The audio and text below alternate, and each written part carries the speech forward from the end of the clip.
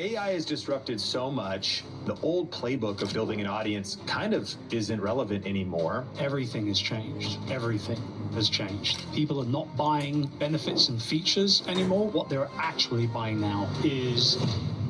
And that's why communities now are going to become way more important than ever before. Chris Ducker. He's the founder of Youpreneur, one of the leading authorities on personal branding for experts. Chris has built multiple seven-figure businesses, and he has multiple best-selling books.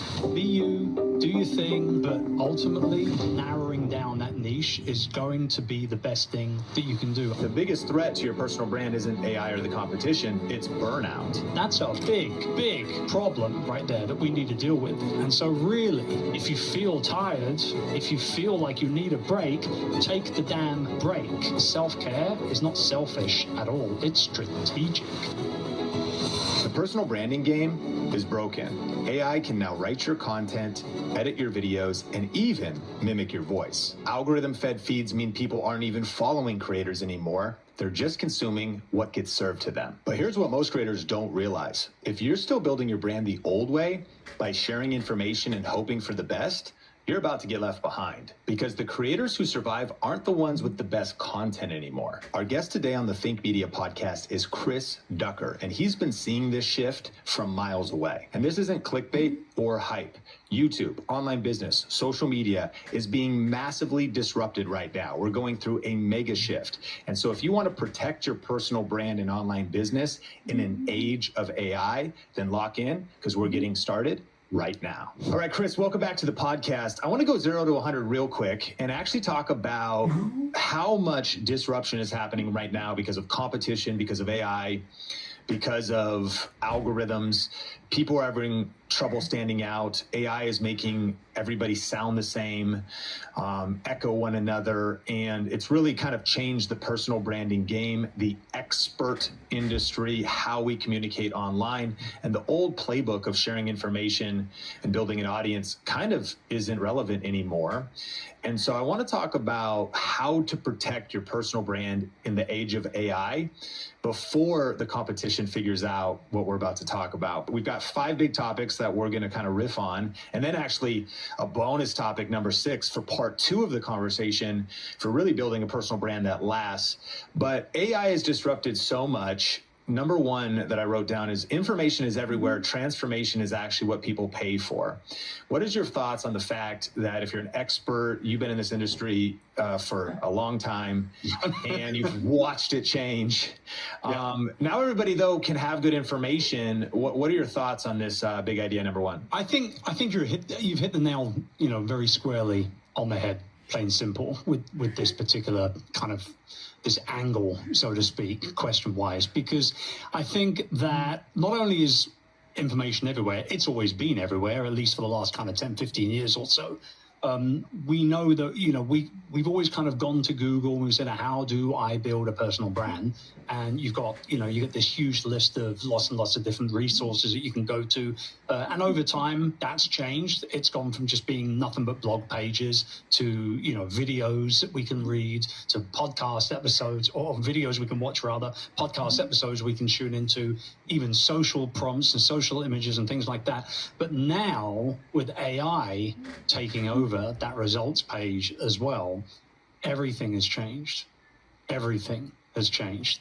And if I'm being really, really honest, I might show my age here a little bit, but if I'm being really, really honest, I kind of ignored AI for the first year. I didn't really pay much attention to it. I knew it was there. I knew it was brewing. I knew people were talking about it all the time. But it was one of those things, it's kind of like NFTs, like when NFTs were all the rage. Everyone kept asking me whether I was going to invest in NFTs. And I said, well, I'm not going to invest in anything I don't understand. And I don't understand NFTs, so I'm not going to buy anything. Very much the same thing with AI. Chris, what do you think about AI? I don't understand. I don't know much about it. And I would move on. But then slowly but surely, my team kept coming at me and requesting that I look at things and spend time with things and try prompts out and all the rest of it. It was very, very clear to me that information's become even easier to get our hands on. I think, everything from digital courses to downloadable PDF workbooks, everything else that you can think of from a digital perspective is not necessarily irrelevant, but certainly we're up against the ropes a little bit when it comes to that side of things. And so really, the transformational side of selling and marketing comes to play more than ever before. People have always wanted transformations, right? You know that, I know that, anybody that's smart knows that. But there's always been a lot of fluff around, sales pages and offers and all that kind of stuff. But now you've got to get to it straight away. You've got to say, this is your problem. This is how the solution's going to come your way. I'm the person to give it to you. This is when you can expect it. This is what the investment is. Hit the button, sign up now. Let's get to work tomorrow, kind of thing. And it's exactly that. People are not buying benefits and features anymore, which is historically in the sales game what we've always really sold. What they're actually buying now is transformation. Yeah, and I want to put a few more handles on that before we get to number 2. So what's common, or what we're sort of getting at here, if you agree with this, is like people can pursue information in ChatGPT, whatever their favorite AI is. They might get all kinds of different tips and tricks. But what happens to 99% of individuals listening to this, and ourselves included, is like, we might read books, but do we apply them? We might buy a course, but do we apply it? Do we actually get the results? And so the message being, like, if you can become known on your YouTube channel, on your podcast, in the products you deliver, coaching or courses that you deliver, that you ultimately are getting people to a result. A famous example is like, people don't buy... They buy the destination. They buy Hawaii. They buy sitting on the beach and enjoying that beverage. They don't buy TSA PreCheck and the person that has intense body odor they're sitting next to on the airplane, and actually the painful process to get there. But if what you're delivering when people interact with your content, personal brands that will be protected in an age of AI are personal brands and experts that are just known, like, that individual gets people the end result. That person gets the result. And we know that also AI is ultimately insufficient for that, because what some people might be, well, like, I can just watch your stuff, get some information, but yeah, are you getting the experience and the transformation and the mindset and all of that? Is that kind of what you think about this? Maybe even improving our offers. Half our audience would have an offer, but the other half, it's even just their content itself. If you're just a regurgitated list of ChatGPT points, where I could have just got that there, but if the experience with your channel can actually transform me and bring me to the result that I actually want, then that's what is going to help you stand out going forward. Any additional thoughts before number 2? Yeah, no, I agree with you 100%. And that's where the community aspect, I know we're going to get to this in a minute, but that's where the community aspect comes into play. People don't just want to have that transformation. They want to have that transformation with other people at the same time. People who are going through a similar thing, or they're on a similar journey, or people that get it, plain and simple. And that's why communities now are going to become way more important than ever before. And to your second point here, I know that you're baited. Yeah, let's unpack it. So I'll tee it up. So number 1, information is everywhere. Transformation is what people pay for with their time or with their watch time on YouTube, if they're getting transformation in your content. But the big idea, number 2, if you're going to protect yourself in an age of AI, creators who build real communities, entrepreneurs who build real communities will survive. Everyone else is just renting attention. I've noticed, besides expert industry, like we'd be talking about people who are solving specific problems, I think about Bare Performance Nutrition. Nick Bare just came on the Think Media podcast recently, and he sells supplements, but so does everybody. Like when it comes to creatine, protein, what he's built is a movement. What he's built is a community. What he's built is a certain set of values. What he's built is, through social media and YouTube, a collection of individuals who are bought into an ethos, not just, again, into information. So maybe unpack this a little bit and even get tactical, because you've been actually doing this for years, but just algorithm-fed, interest-based content. One of the things that's happening right now, people are subscribing less. They're following less. They're just letting algorithms feed them content. I actually will find myself loving Instagram Reels or YouTube Shorts, and I spend maybe too much time there, but I'm kind of just looking for entertainment. I get a little dopamine hit with a business piece of advice, whatever's coming my way, some viral trends. I'm trying to unpack and unwind. I am not following anybody. I'm just consuming what the algorithm brings me. That's fine. I might forward it. We're not even wanting to follow the creator. We're just, oh, that was so funny. You forward it to a couple friends.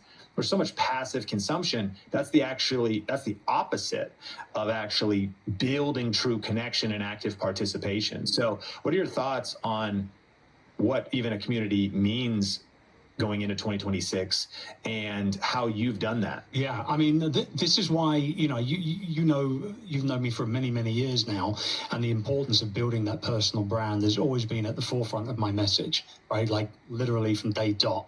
I think my first ever blog post went live in 2008, something like that, right? Podcasting since 2010.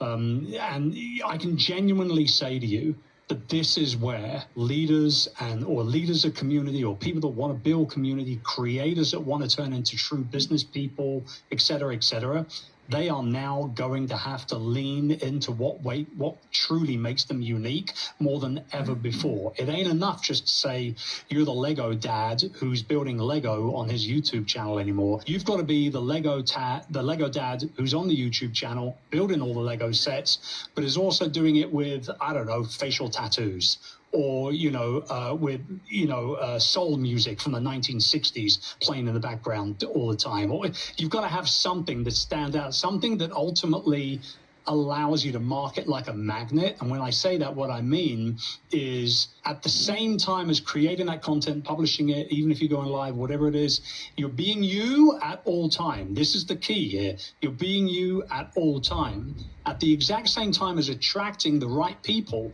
to hit that subscribe button and not just thumb through, their feed and skip over you after 3 seconds, but to attract the right people that are actually going to want to be part of your crew, part of your tribe.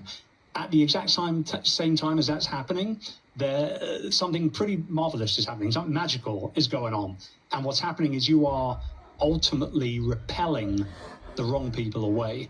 And that's the beginning of building a true community. So when we opened up the doors of the Youpreneur community in 2015, we had over 200 people join in the first 24 hours.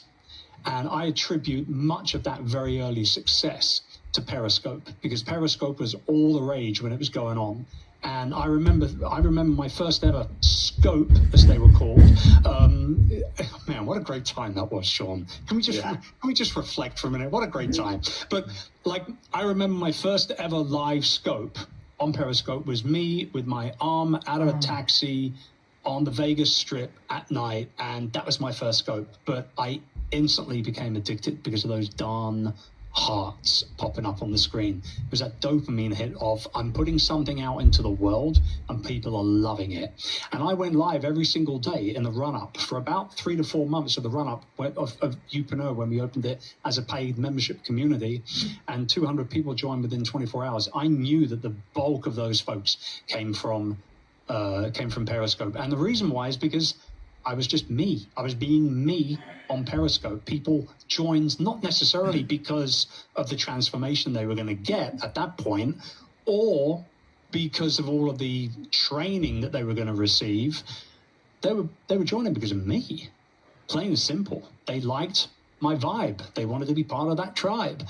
And that's where the community aspect is now going to come into play. At the very forefront of everything is going to be the leader of those communities. Before we go on to number 3, I like this because there's the action item of build a community, but you're saying the foundation of that is this going to be built around you. It's going to be around these distinctives. And if you try to say your distinctive is building Lego sets or teaching marketing or teaching business or teaching DIY homesteading, well, these days you're going to find thousands of not tens of thousands of competitors. Yeah. So the difference being, well, what are your values and beliefs? What's your vibe? What do you look like? Like you mentioned, like tattoos, that's a real thing. Like if you have like a hard rock edge and tattoos and maybe more of a counterculture indie punk rock vibe, it's gonna be totally different than a classical music Jordan Peterson soundtrack. You're dressed in a 3-piece suit. Age is going to come into it. You're different. So what's interesting is I actually think this is an under talked about aspect of how we position ourselves online, even just how we show up on video. For you, like what have you found out when you think about how you've been different and you've just been you compared to the competitors that you've been running with over like the last 10 years? Well, I think, for me personally, it came quite easy because I've always been me. What it says on the tin is what Chris does, right? And I'm actually 100% comfortable with the fact that not everybody likes me. I'm fine with that. I don't want everyone to. Not first and foremost, I don't need any more friends. I've got more than enough friends. Secondly, I'm a very, very successful entrepreneur. I've made a lot of money. I've employed thousands of people, and I've got nothing to prove to no one. So when I pull out advice of 22, almost 23 years of entrepreneurship, and I give that to people, they're either going to pick up what I'm putting down, or they're just going to ignore it entirely and walk by. And I'm absolutely fine with that. So I think that, for some other people, it might not come so easy. I recently just met a guy at a conference, and he had yellow framed glasses on, big, like Elton John glasses, right? From like 76 or something, right? I remember saying to him, like, do you wear these glasses like all the time? He said, oh no, it's only when I'm at conferences and things like that. So I stand out so people remember meeting me. And I said, man, you should be wearing them every single day for that exact reason.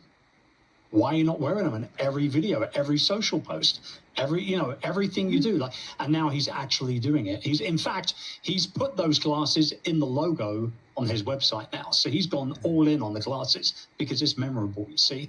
So it doesn't have to be a huge thing. It can be relatively subtle, like a pair of glasses, or, the fact that you backlight your entire set bright pink or something. Like, it's just got to be something that is memorable enough for someone to connect to you almost instantly. And this kind of ties into number 3. So creators who build real communities, number 2, will survive. Everyone else is just running attention. Number 3, how someone feels interacting with your brand matters more than what you actually teach. Again, because there's 100, 1,000 other people teaching what you teach. Now, we could talk about there being distinctives about the fact that we could develop proprietary processes or different methodology of getting to the end goal. What you teach might be the same, how you teach could be different, and why you teach it could even be radically different. So every listener should be answering those questions. But this feels thing is something that I've been processing lately, and this idea of experience. I think that the experience someone has with your brand, let me put it this way, your brand experience is your product. It's not just your content. It's not just your YouTube channel. It's not your social media vertical videos or your courses. People don't just buy what you know, they buy how it feels to be around you. And so whether that's authenticity, and as kind of an interesting revelation of this not just being like a 2026, 2027 thing, the CXO role, Chief Experience Officer, showed up in the New York Times in 2006. And people thought it was unconventional, wacky. Like, what's a Chief Experience Officer? That's ridiculous. Like, that's a C-suite role? Like, what are we talking about? Most companies 35% of companies didn't have this role in 2017, but by 2020, 90% of organizations have a CXO. And so the reason this matters for even brand new creators or established creators is this role literally didn't exist 20 years ago because companies just sold products, but now experience is the product. And so for a YouTube creator, a personal brand, it's a question that maybe people are asking for the first time. Well, what do you even mean? I haven't ever thought about that, but they need to be the chief experience officer for their own YouTube channel, their own brand. What are your thoughts on that? On AI can replicate information, but it can't replicate the feeling that people have when they're watching your content. Yeah, this reminds me back in about 2012, 2013, I got together with a bunch of friends when I was over in the US speaking at an event. There was Pat Flynn was there, guys that you've had on the show before, Pat Flynn, Amy Porterfield, host of other guys. And we were talking about live events because we were in Portland for the World Domination Summit with Chris Gillibo. And we were talking about live events and how they were so few and far between back in those days that there just wasn't enough for us to see each other regularly like we wanted to. And these virtual summits had become all the rage, right? Where you kind of convince 7, 8 people to, pre-record an interview with you or something like that. And they would run it over a day or two or something. And they were becoming really, really big business. A lot of people in the industry were doing them, regardless of what niches they were serving, what their primary form of published content was, whether it was a blog or a podcast or YouTube or whatever it was. And somebody said, you should do one, Chris. Like, you know all these great people. Like, why don't you get them together for this thing? It'd be great. And I said, well, why not just do it in person? Who wants to sit at a computer all day long like everyone else is doing? And this was like 2013, 2014 at the time. So I decided that I was going to do just that. And so we actually put together the first tropical think tank event, which was a very, very different event at the time that we did it for the first time in 2014. It was based entirely on experience. There was yoga in the morning, there was snorkeling in the afternoon, there was island hopping and white parties on the beach at sunset and all these amazing activities. Oh yeah, and we threw a little bit of business coaching in there as well with all these amazing people that flew over. People still talk to me about those events. Febreze. Still living with odors? Get back in there and freshen instantly with Febreze Air Mist. Febrez's fine mist floats longer in the air to fight even your toughest odors. So long, stinky smells, and hello, amazing freshness. Febreze Air Mist.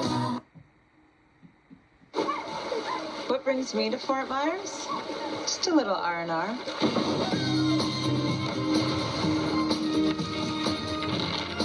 Yeah, just chilling. IBM Tech Exchange is where data experts sharpen their edge. Join integration walkthroughs and participate in governance workshops and roundtables. Learn best practices for managing the full data lifecycle. Gain real skills and leave certified, connected, and ready to turn insights into action. Register now.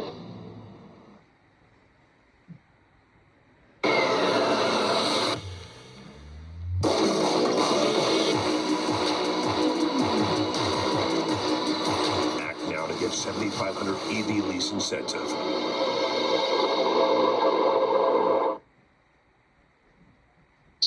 People ended up going into business together at those events. And never would have happened if it had been virtual or if it had been curated by a bloody robot or something like that. So, I think the idea of inviting, ultimately opening up the kimono, to use a popular colloquialism, right? And inviting people into your world, inviting them in a way that says, hey, not only do I want to help you, but I want to help you along with other people as well. And I want you to be part of something special that we're building here.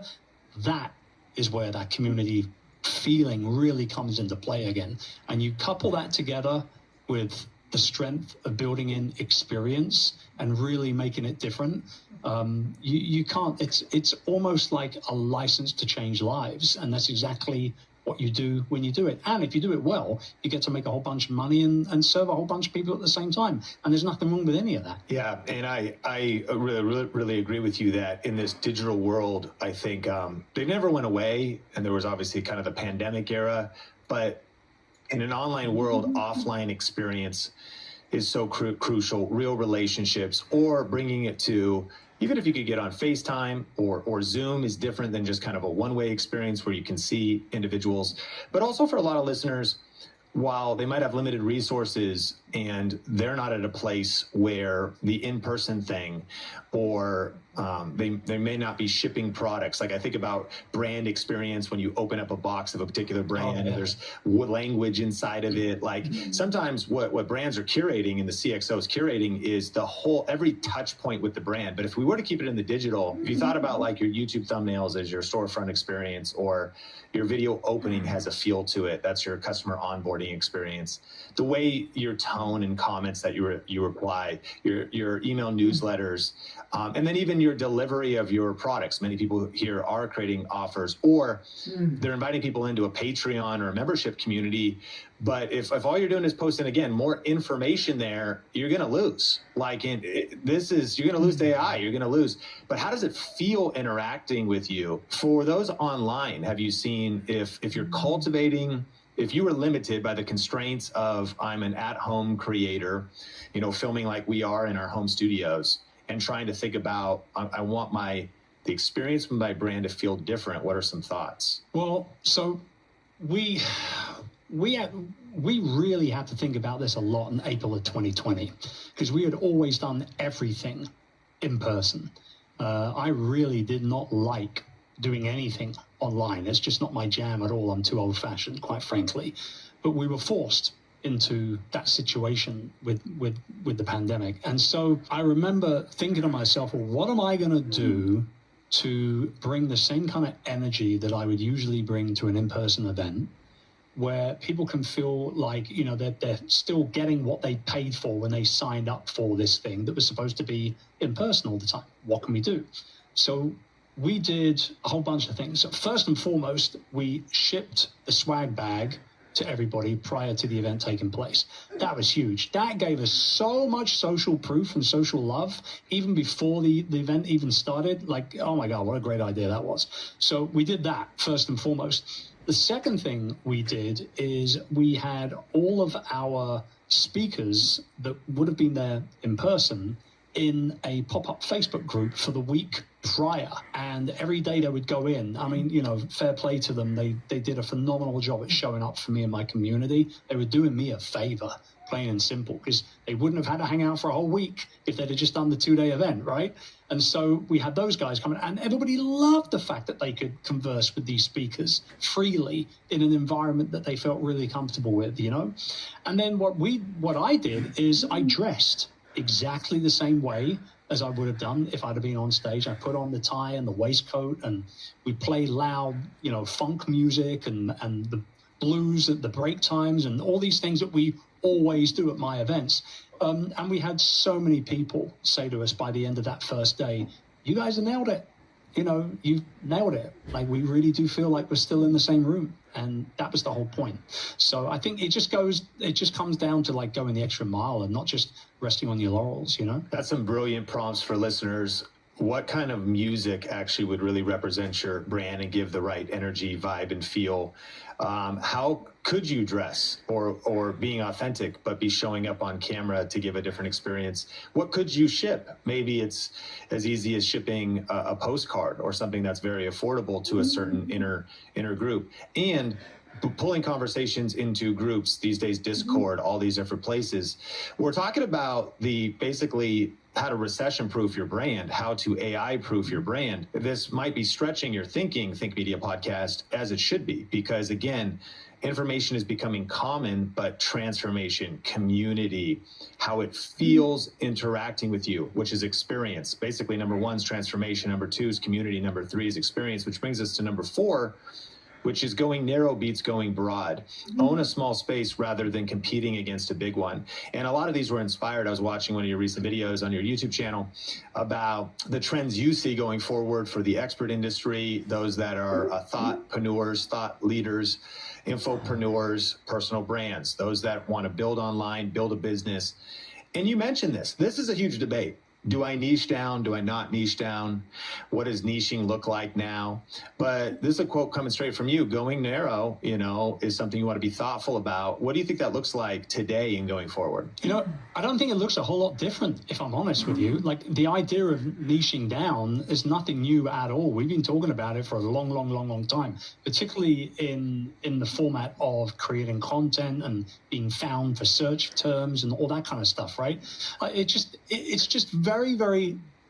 a very simple way to imagine getting a room full of your dream clients, your dream subscribers, your dream followers or fans. If you try and be everything to everyone, that will never, ever happen, right? So instead of saying, well, I'm a health coach, say that you're a health coach that works exclusively with men. Instead of saying that, you could say, well, I'm a health coach that works with men in their 40s and 50s. Okay, now we're starting to go a little more narrow, right? Instead of saying that, you could say, I'm a health coach that works with men in their 40s and 50s who are recovering from a major surgery. Oh, are you serious? If I've just gone through a major surgery, I am ready right now to spend money with you. Please give me an offer. I'm like, it's the easiest sale of in the history of selling, right?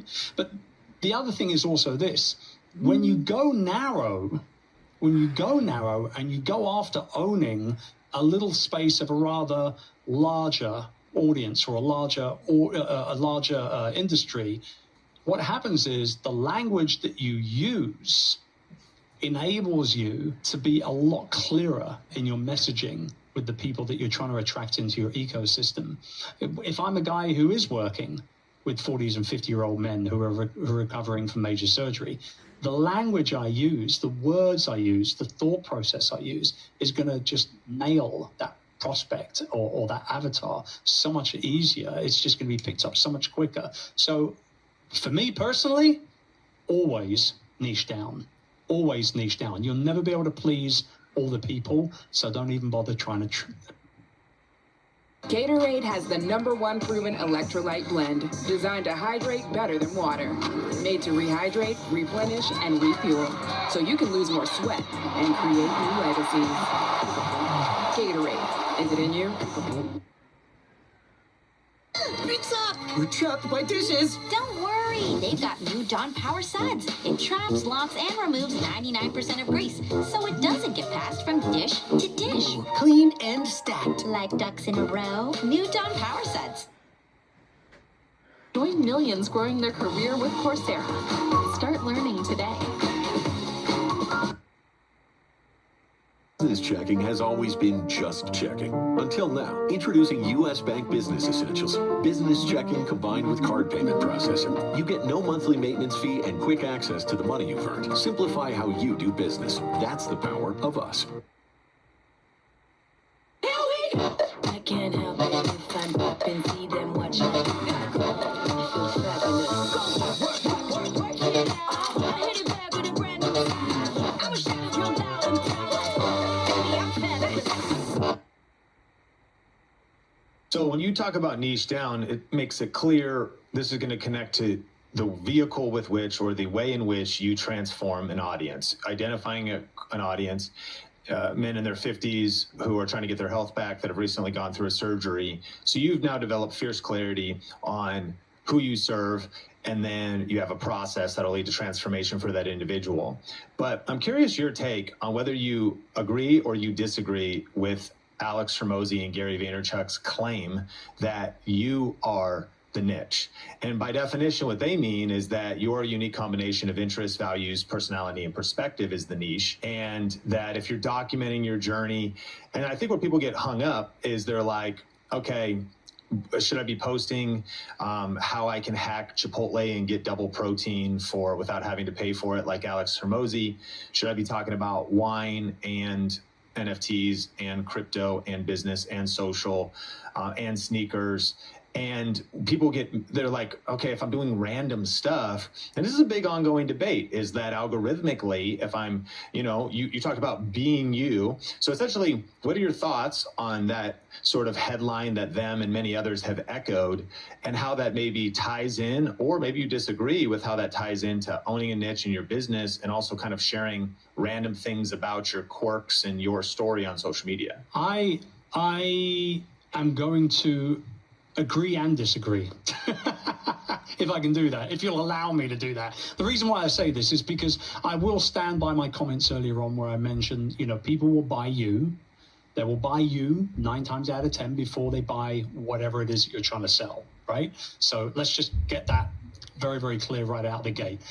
But I do disagree with the fact that you shouldn't pick a niche. You shouldn't pick necessarily a prospect or an avatar to serve. I think that's a bad move, particularly in today's world where we're just absolutely bamboozled at every available opportunity from one thing or another online. And the way we consume our content now is very, very, very different to the way we consumed our content 5 or even 10 years ago, right?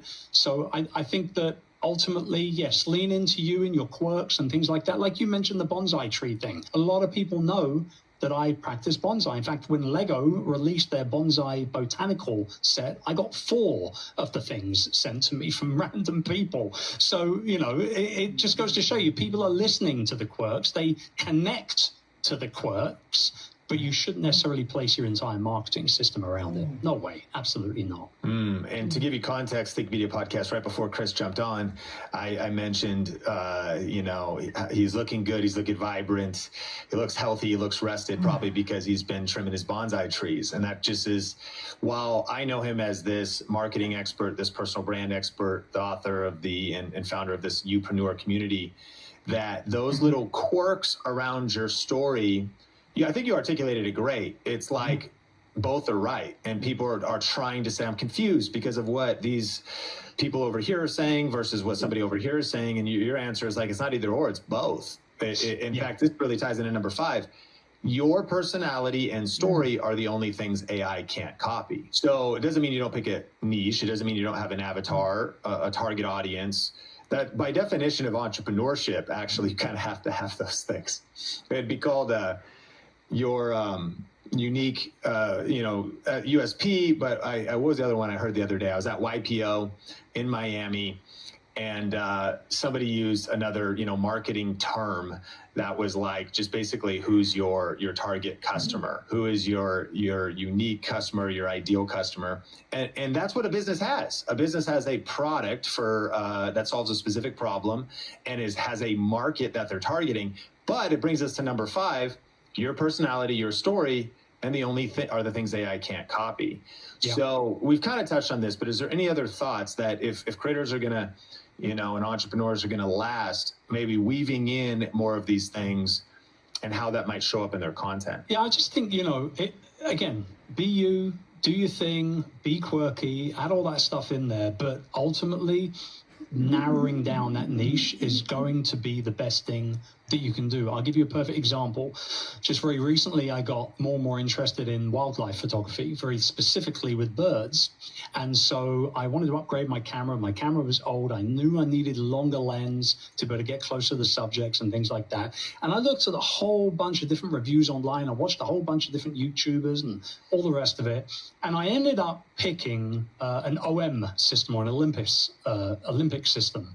And the reason why I went with Olympus was because one particular wildlife photographer that I had been consuming on YouTube offers the opportunity to work with her one-on-one, to dial your settings in, to learn how to use the system properly, to learn what lens is best for what, scenario, et cetera, et cetera. So not only did I go ahead and buy a brand new camera, a brand new lens, but I also booked an entire day with her and traveled up to the Peak District in England, 5-hour drive, almost 5-hour drive, to spend the day with her to learn how to use it all. I came back, went out to a nature reserve and started getting incredible photos right out of the gate. There was no real learning curve at all. Now, I could have gone to Canon, I could have gone to Sony, I could have gone to Nikon, or whatever it is, but I went with OM because of her, because I got her vibe and I wanted to work with her on becoming better at what I wanted to do. So it just goes to show you, people will make moves based on who you are and what you do and how you do it.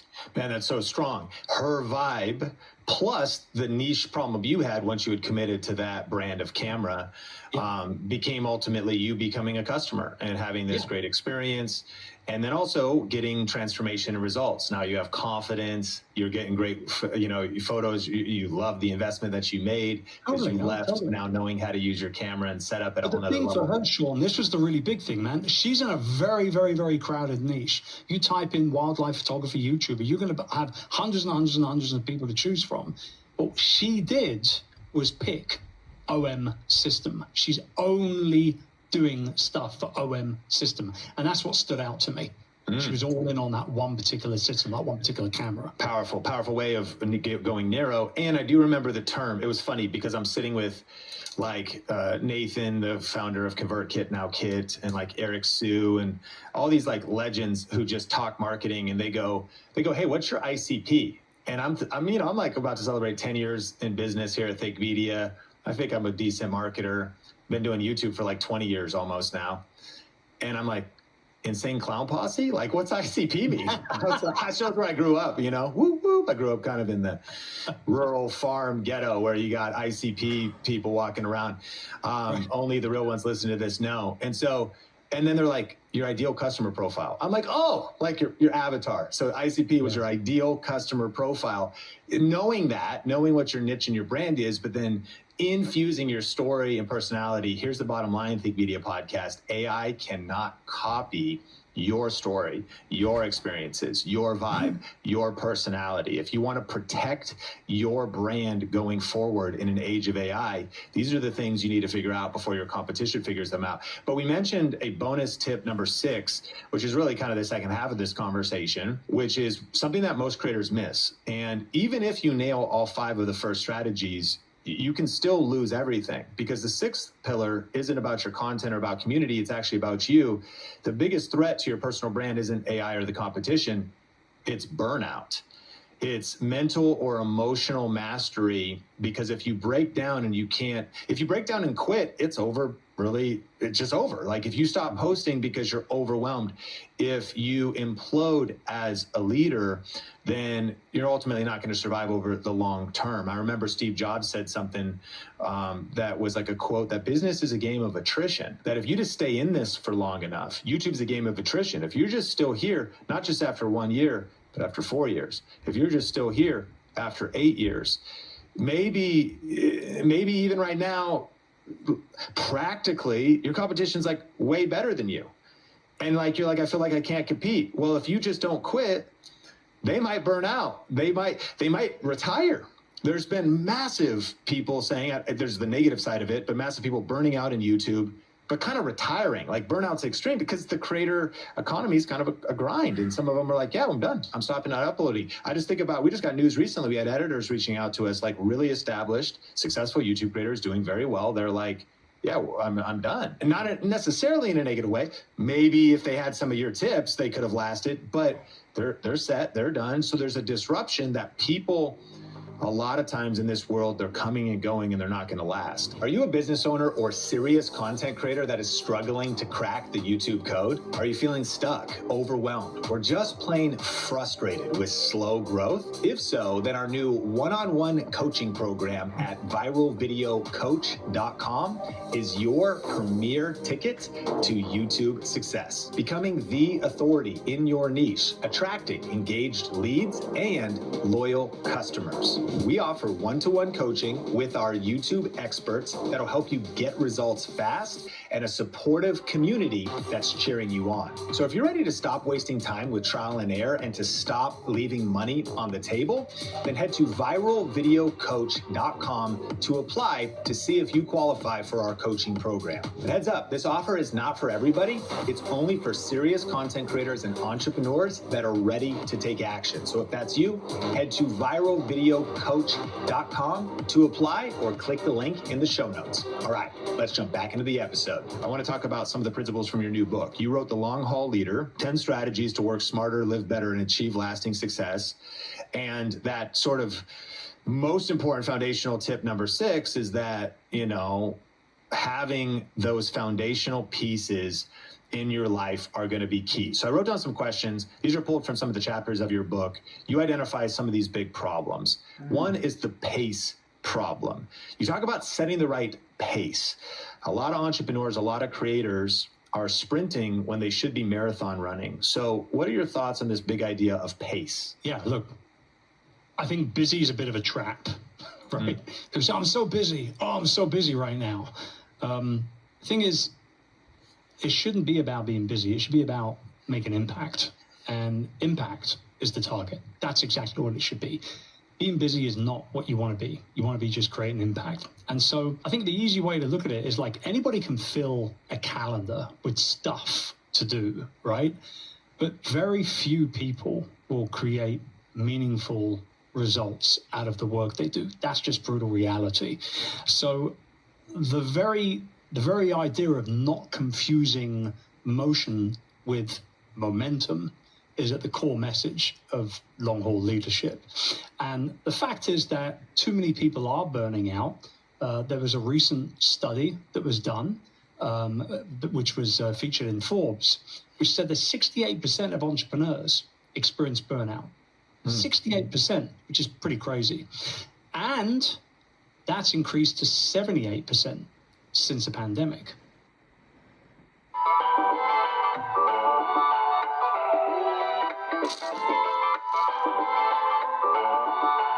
full of it. And by it, we mean peanut butter. M&M's. It's more fun together.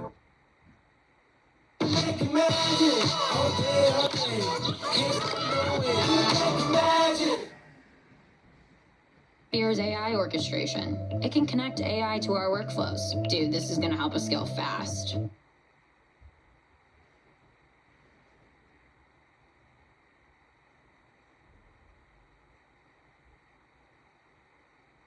I'm Alex, and this is how I win at work with Liberty Mutual. What initially attracted me to Liberty was their competitive pay and benefits, like fully paid parental leave. And now I've been with the company for 14 years because there's so much opportunity for growth here. And that's how I win with Liberty.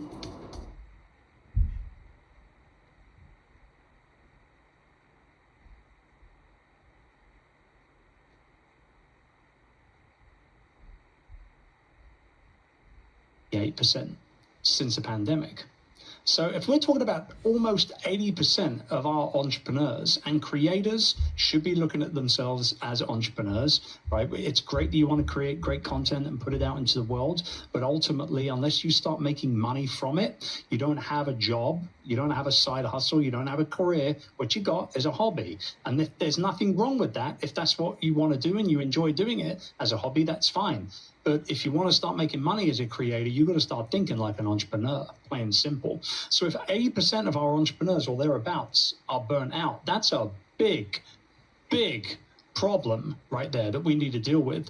You couple that together with the fact that 30% of those people will end up in some way, shape, or form dealing with depression and anxiety, like I have. In 2021, I hit a burnout and I didn't see it coming at all. And we had an amazing business year in 2021. We crushed 2021 and I was doing amazing work and I was loving every single minute of it. I genuinely was loving everything we were doing. But the fact of the matter is I was doing too much, doing way, way too much, and ended up hitting a brick wall ultimately. And I was actually diagnosed with anxiety, depression, and acute phase 3 adrenal failure. So my adrenal glands, which are these two little glands sit on top of your kidneys, they create cortisol, which is our stress hormone. And a lot of entrepreneurs struggle with this. It's not just me. A lot of entrepreneurs struggle with this fight or flight scenario that pops up quite a lot during the course of their day. Or there's a fire, I've got to put that fire out. Or there's a problem with our website, I got to get that fixed. Or I got to get on a plane to go somewhere to speak, or et cetera, et cetera, et cetera. And so what happened with my cortisol production was it flatlined. So I couldn't handle stress anymore, which meant I got more and more stressed. And more stressed I got even more stressed. And eventually I ended up just burning out entirely, right? And so the thing is, what we've got to understand and really kind of like, I guess, almost with open arms, and it's a little harder for people in the earlier part, the infancy of their journey, building something, is that you've got to understand that you don't have to break to justify a break. If you feel tired, if you feel like you need a break, take the damn break.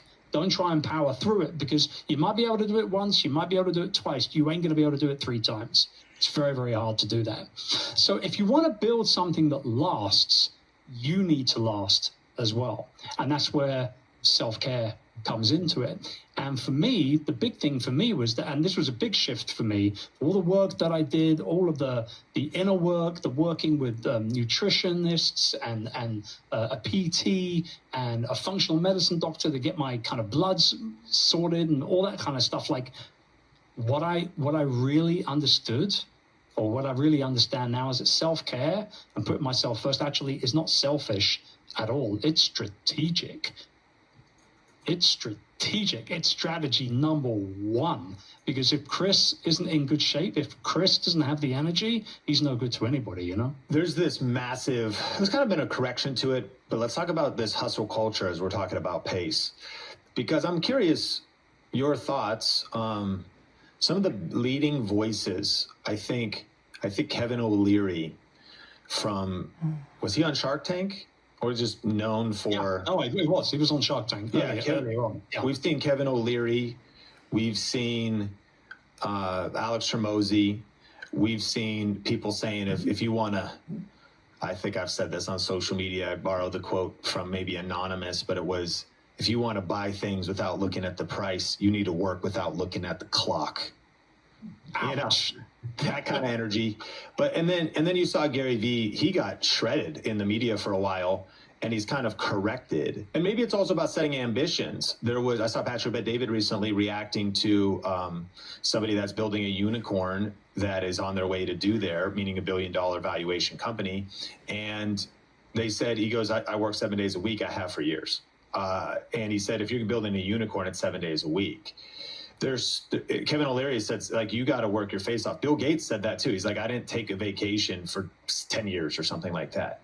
So I know that, not everybody, like, they're like, I'm just trying to build like a, 6-figure side hustle here on YouTube, or, like there's different levels of ambition. But what is your take on these mixed messages that we're getting, that if you're actually going to be, I think there's just a lot of pressure, because it's like, you just said take a break. And sometimes we can feel anxiety as type-driven people, because we're like, yeah, but someone's hustling and they're working while I'm sleeping.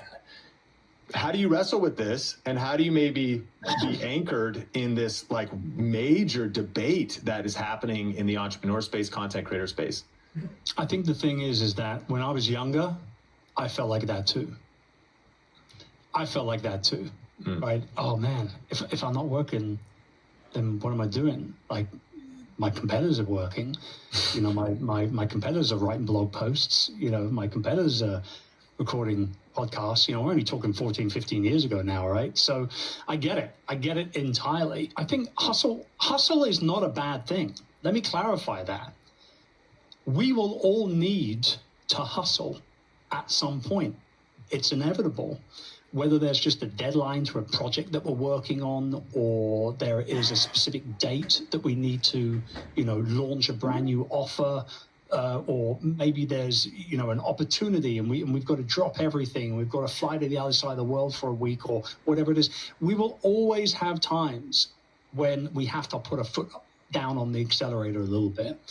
But I think what I'm trying to get across here, above and beyond everything else, is that it is not sustainable to expect to be around for the long haul and to be all out all the time. Hustle is a season. It's not a lifestyle. Don't buy into the lifestyle thing at all. And I'm not surprised that Gary got some flack over it, because that was his whole thing for like a decade, right?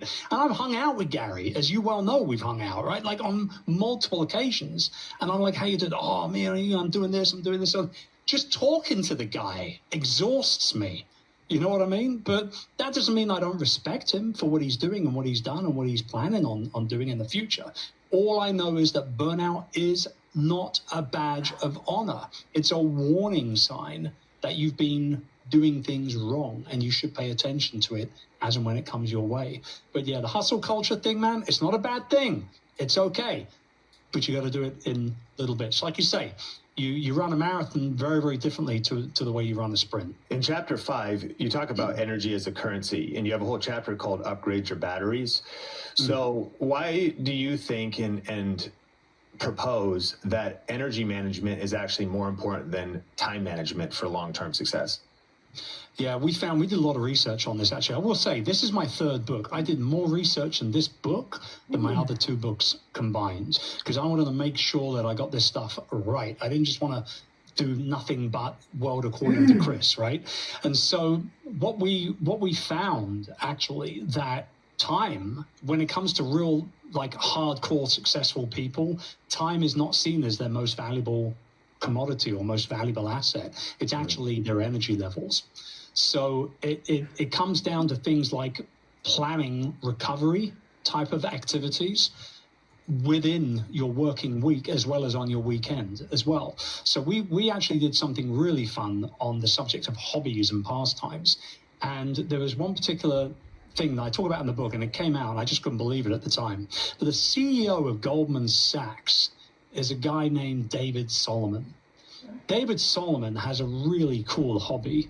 David Solomon, when he's in hobby mode, is called DJ D-Sol.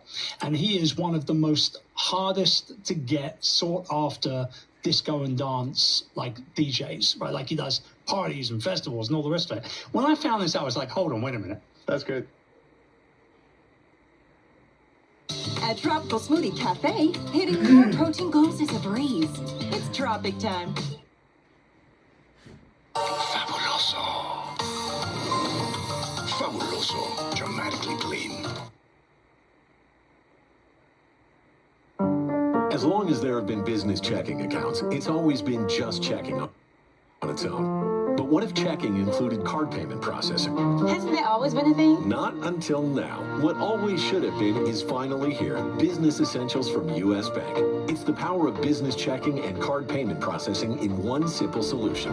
Get quick access to the money you've earned and unlimited digital transactions with no monthly maintenance fee checking. Simplify how you do business with Business Essentials. That's the power of us. You LLC curious? Wondering, is it time to make my business official? With Busy, forming your LLC is simple, fast, and starts at $0. You just pay the state fee. No confusing jargon, no hidden fees. Just your dream, one step closer to reality. So, what are you waiting for? Satisfy your curiosity, because you're not just curious, you're LLC ready. Visit busy.com and learn more today.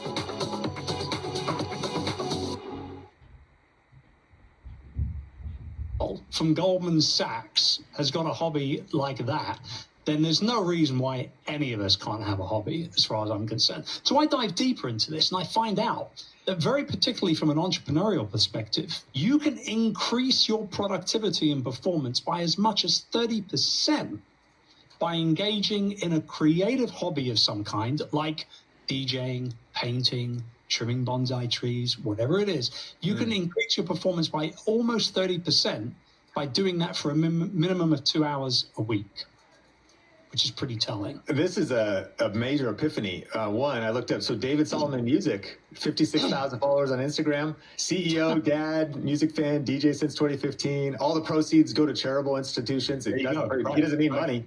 But that is such a cool example. And I think, listeners are probably stuck in two camps. One is they might just get into grind mode, or maybe they haven't cultivated and found their hobby. I think some are probably like, they're feeling affirmed because they're like, yeah, you should go play basketball, or you should be playing pickleball, or you should. What if maybe you learn? I mean, yeah. So you're developing a nature reserve. Is that your house? Yeah. I mean, nothing says midlife crisis, right? Then either, I think the way, and this is the way I discussed it with my wife, who you obviously met. I said to her, honey, I'm thinking of buying this piece of land. And she said, well, like, why? Like, what are we going to build on it? Like, what's the deal kind of thing? I said, no, I'm just going to turn it back over to nature. I'm going to do basically nothing. And she said, what? I said, well, look, I think I might be having a midlife crisis, but it's either I'm buying a piece of land to turn it over to birds and badgers, or I could go get a girlfriend in a Lamborghini. I'm not sure which one you're going to be hot on, but I'm going more towards the birds and the badgers myself, personally. And so, yeah, that's what we're doing. We're actually buying the land right now. We're in the process of finalizing the sale or the purchase. And I am going to do exactly that. I'm going to turn the land over to nature. I'm going to do everything I can to attract as much wildlife to the land as I possibly can. And I'm building it for the future generations of my family. In fact, we've actually already named it the Legacy Nature Reserve, and that's going to be part of that legacy play, right? Which we actually talk about in the book as well, in terms of leaving a lasting legacy of positive thinking and just positive life lessons through the work that we do as leaders and the people that we work with and all that kind of stuff. So, we can joke about it a little bit, and I have been, trust me, but I think the overarching kind of lesson here is that if you've got something fun, something that lights you up, something that's got real, genuine motivation plugged behind it, that you can look forward to, that you schedule, that you make time for, that cannot be a bad thing for your lifestyle. It just cannot. And it's one of the reasons why every October I have a team meeting where we plan out the entirety of next year's calendar. We've done this for about 7 or 8 years now. And I rock up to that team meeting with our calendar already preloaded with all of our family sabbatical trips, all of the couple trips that me and hers go on each year. We go on 3 different trips each year, just the two of us. All of the kiddie stuff, I do trips with my kids each year as well, individually. Like, all of that is preloaded onto the calendar so that my team knows when I'm available for work. So I'm putting that first. Like, that's priority number one for me. Anyone else can do the same. I appreciate, obviously, that I'm in a situation where I can kind of pick and choose when I work and don't work. Many people are not. But, you know, you can still plan out your vacation time way ahead of time and get that into HR and get that locked in, so you know exactly what you're doing when you're doing to recover. Because the recovery score thing is real. It's not just on your Whoop band, right? Like, the recovery score is absolutely real. And we want to make sure that we are putting ourselves first when it comes to our recovery. That's really strong. We got to go to the next point, but I have some big takeaways. And one, I think the action item of, like, every week engaging in 2 hours at least of a fun hobby or a hobby of some kind. And the mindset shift needed for probably a few people listening, like myself, is that actually your YouTube videos are going to be better as a result. You're going to be more creative as a result. You're going to have less stress as a result. You're going to be able to last over the long haul, but also this is a competitive edge. The competitive edge of you're paid and rewarded based on the quality of your ideas, not on the quality of whatever chat prompt you can put into ChatGPT and sound like everybody else.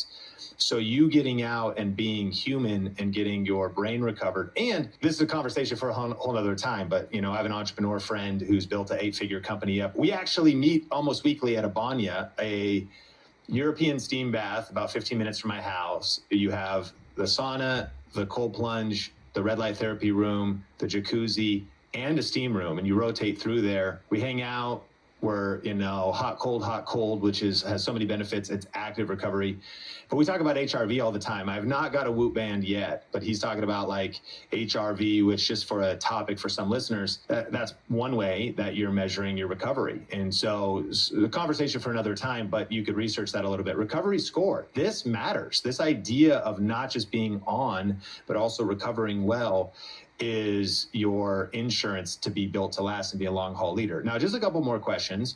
I want to touch on a few more chapters, but we will make sure to link up in the show notes. And I want to encourage you, if you're listening to this, grab a copy of the book, The Long Haul Leader, 10 Strategies to Work Smarter, Live Better, and Achieve Lasting Success. If you've listened to Think Media podcast for any length of time, you probably know that one of our core values at Think Media, out of our 7 core values, is built to last. I couldn't be more excited about the book because it's the under-shared message. It's the under-talked about message. People are chasing tactics and they're chasing growth, and that matters, because if you don't get that, then you're not in business. They're chasing sales, they're chasing, marketing and all this different stuff. But it's like, if you're not here in 5 to 10 years, what's more important, is just having 15 minutes of social media fame or YouTube fame, or just having a year or two of success, or stacking decades when it comes to your career, your impact, your family. So pick up a copy of the book. We'll talk a little bit more about some of the other things in it later, but I want to touch on a few more questions I had from the chapters. One chapter is on focus amplification, and you say you get more of what you focus on. In a world of infinite distractions, you say that long-haul leaders actually maintain focus on what matters. Now, I want to try to really pull some stuff out of you here, Chris, because some of these ideas are not new. Focus, it's like maybe we've heard about that before, but let's make it just, how do we do this? Because I know for me, shiny object syndrome, I just got back from a mastermind in Denver, and I took pages of notes, and I'm overwhelmed in a good way. I'm so excited. There's 57,000 things in AI I want to implement. There's different ways to tweak my offers. There's opportunities to expand. You could hire this or that person. There's 46 different YouTube video ideas, 3 other business ideas I could start.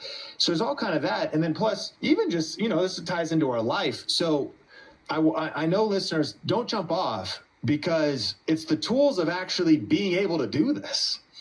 When so many people are sidelined by overwhelm more than ever before, and just an age of infinite distractions. Yeah, I mean, for me, we kind of touch on this as well in the book, but for me, this is about the zone of genius thing, and like doing the work only you can do as much as you possibly can. The one thing that I really struggled on when it came to focus in the early part of my career was relinquishing control, but not just relinquishing control in terms of a micromanagement standpoint, because I was a horrible micromanager at one point, but also relinquishing what I like to call the virtual vulture phase, where you're kind of hanging off people's shoulders. You're not actually in the meeting, but you're kind of in the meeting kind of thing. It's sort of looking over what's going on and things. Oh, copy me into that email just in case, and all these kind of things. All these things, they suck away the focus juice that we've got and that we very readily require to be able to get through our workday.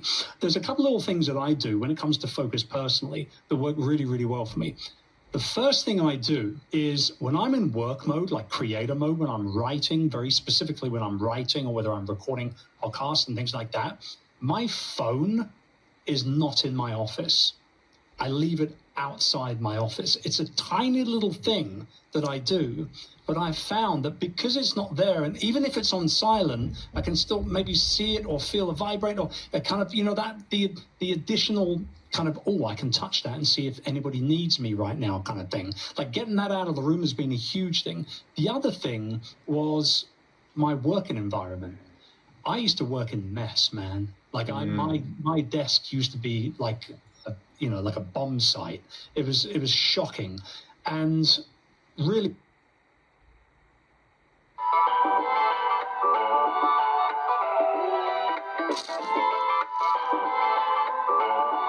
We're full of it, and by it, we mean peanut butter. M&M's. It's more fun together. Hey, let's paint with Bear, America's most trusted paint brand. Wait, we don't have Bear. Well, with Bear, you can paint a whole room for under $100. How much did you spend? More? I thought you said you researched this. Don't overpay for your next project. Get Bear quality at an everyday low price. Only at the Home Depot. This back to school, take your kids back to the original old school. Shop packs today at LLB.com. Make your home work hard for you with a home equity loan from Rocket Mortgage. Why does our idea of health and well-being so often stop at the mouth? Tooth decay is the most prevalent chronic disease in the entire world, and yet what we use to take care of our teeth can be an afterthought. No longer. This is the Colgate Total Active Prevention System. It consists of a reformulated toothpaste, a state-of-the-art toothbrush, and a refreshing antibacterial mouthwash. When used together, it is 15 times more effective at fighting the root cause of many oral health problems, like gingivitis and cavities. It's time to take your oral health seriously. Try the Colgate Total Active Prevention System and be dentist ready. I need less than a third of the stuff that's on my desk most of the time. So I just keep my desk incredibly clear at all times as well. So that focus has been, those couple of things right there have really helped me to focus on the things I'm doing as and when I'm doing them. But the bigger picture view is the Zone of Genius thing. Only I should be writing my weekly newsletter. Only I should be recording my weekly podcast. Only I should be recording our social media reels. I shouldn't be trying to delegate any of that stuff out because that's what I'm known for. That's what I can be doing. What I shouldn't be doing is mess around in my Facebook ad account, or I shouldn't be doing research on somebody that I'm wanting to interview. I can get one of my VAs to do that for me, and so on and so on and so on. So I think it's a combination of knowing where your sweet spot is and understanding what the right priorities are, and letting go of the rest of those priorities as and when the time comes, but also equally knowing, what we should be focused on in the first place. Before we move on, can you speak to early startup creators and entrepreneurs, which is many in our audience? They're solo. So this is genius advice. We have probably half our audience is business owners. So them in vulture mode or them relinquishing control or them delegating is essential. But there are some who are solopreneur stage, building up their content, business, just getting started, and thinking about they're ideating around, do I create an offer? Do I need to start building a list? Am I focusing on making YouTube videos right now? Should I actually, I'm distracted by multiple social media platforms. If you were to apply focus amplification to people that are in their first or second year and are working on also, this is a side hustle for them too. So with a lot of their time, they're maybe stay at home because they've got a partner that's helping them, but then they're juggling kids or something else, or they're part-time or full-time at work, so they have a limited number of hours per week where they're trying to discern what to focus on. And after the only 5 to 10 hours a week they have to devote to their side hustle, that's so precious. You spend those in the wrong place, you're waiting until next week to make another investment towards actually reaching a level of financial momentum that's going to buy back your time. How would you apply this to people that are in those very early days? Well, I mean, the first thing I would say is just because you can do it doesn't mean that you should do it. So there's a lot of great ideas that will pop into your head, particularly when you get going. You've got that entrepreneurial bug and you're reading the books and listening to the shows and all the rest of it, and you kind of want to go. But again, just because you can do a whole bunch of stuff doesn't mean that you should be doing it all. And focus itself actually is the absolute best reminder of this. If you look at it as the acronym that it is, focus is focus on one course until success. So do one thing at a time until you're done with it, and then move on to the next project, until you're done with it, and then move on to the next project, and so on and so on. Inside of my Roundtable Mastermind, which is my inner circle that I work with a lot of 7- and 8-figure entrepreneurs, one of the things that we do every quarter is we work on our 3 big things. And our 3 big things is like a really technical term that we use with multimillionaires that we coach. But we say we got the 3 big things, and the 3 big things are the 3 big things that you want to do in the next 90 days. It's not it's not the big 10 things or the big 20 things. And these guys have all got teams. They could do a lot more than 3 things in 90 days if they wanted to, but they only pick the 3 things. And we actually do a pit stop call in between our quarterly meets where we look at where we're at on those 3 big things. So we had 100% on one of them, good. Boom, we tick that off, great. We have 50% on another, 70% on another. Which one can we complete easiest? Is it the 70 or the 50th? Okay, well, let's go to the 70% because we've only got another 30% to do. Now we've got 2 out of our 3 big things done, and we do it like that. It's a very, very simple approach, but you do not run until you can walk properly. And I think that's a very, very clear piece of advice that anybody that's just starting out should pick up. Chris, you just added so much value to the Think Media podcast family, and you made the smart move listening this far into the episode because, like you said, it's very simple, but I know that 100% of us right now could be saying, do you know what the 3 big things are for your next 90 days? Are those defined? Are those clarified? And then also, what are you doing that you should set down, stop, say no to right now that are a distraction from those 3 big things?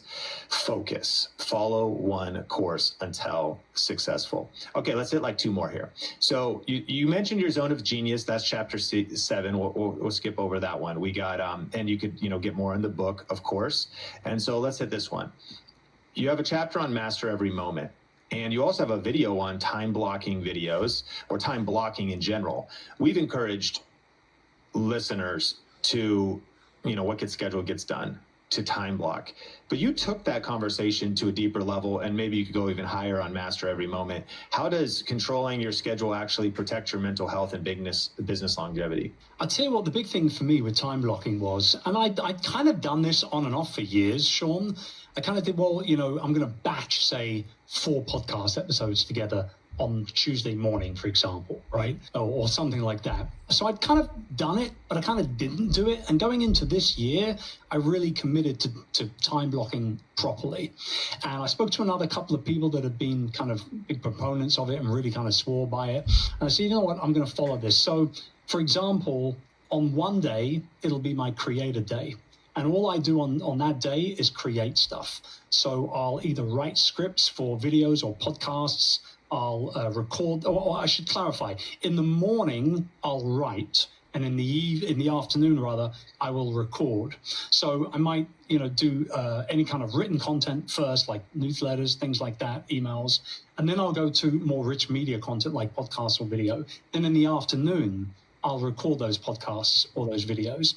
And usually I can do a couple of videos in one afternoon, or maybe 3 solo episodes of the audio podcast in one afternoon, right? So Monday, I really look forward to Monday. Monday's like a really cool day of the week for me because all I'm doing is being me all day long. I'm just pouring all of me out, and I absolutely love that.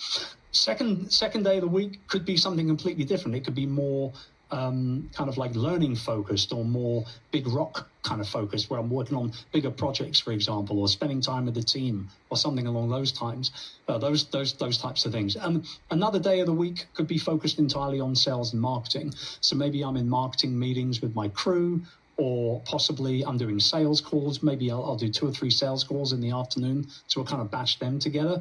What this has done for me has not only been really beneficial for me personally, but also for my team as well. So for example, if we know that, say, Wednesday afternoon is the only time in the week where I will do sales calls, then we know we've only got so many slots in that afternoon for me to pick out those individual sales calls that need to take place.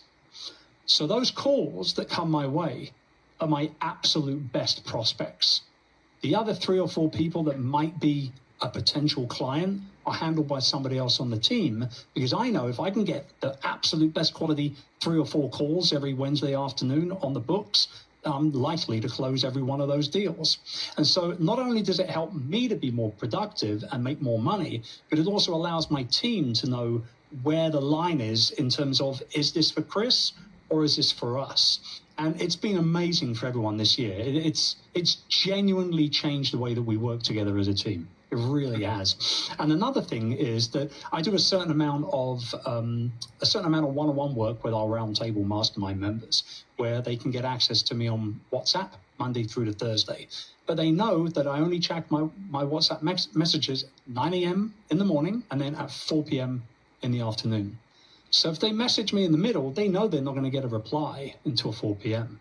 If they message me after 4 p.m., they know they won't get a reply until 9 a.m. the next day. So it's also enabled me to kind of manage the perception of clients as well. That makes more sense, and master every moment. And I want to encourage listeners, you want to be thinking big in small places, and you want wise, intelligent systems, even if you're at the start. And so time blocking, mastering every moment, taking control of your calendar, that's going to be the bridge from where you are today to where you want to reach with your online business, YouTube channel, and social media. I have actually this is going to be my favorite question of the whole time, and it's something that everybody listening wants, but many don't know how to get.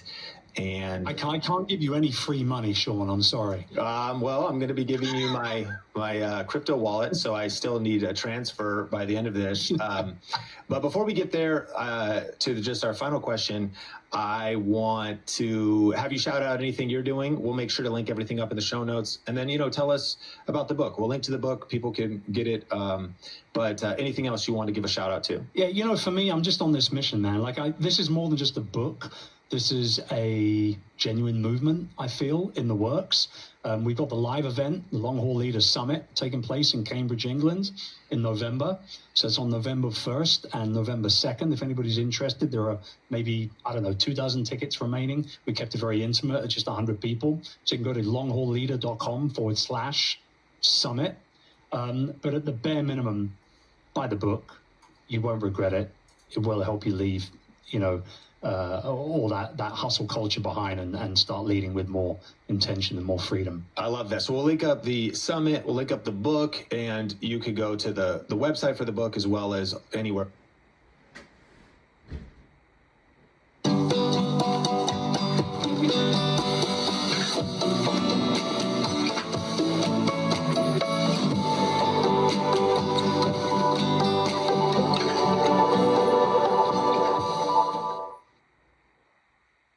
Seamlessly trade stocks and crypto. Trade all in one place on Robinhood. It's native. Body wash that locks in 4 times the moisturizers isn't a myth.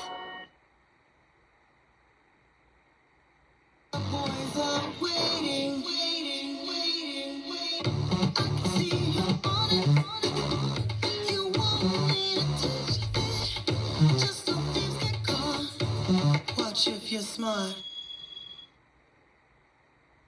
I'm gonna ask. I've gotta ask. Would it be okay if we have some of that skinny pop? Oh, sure. Thank you so much.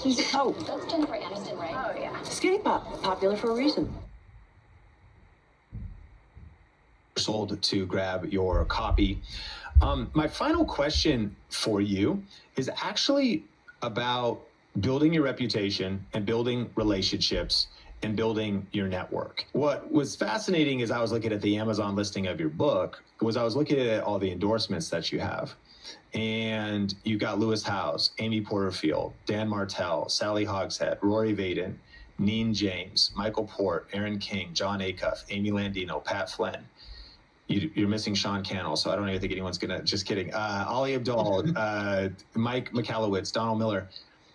Mike, here's my question though, is like, for people listening to this, I think they understand the power of, man, if I could get on that podcast, hey, if I could develop that relationship, hey, you know, they look around and they see that iron sharpens iron and that there is a multiplication factor. These are like legendary entrepreneurs and content creators and people that are building different types of businesses.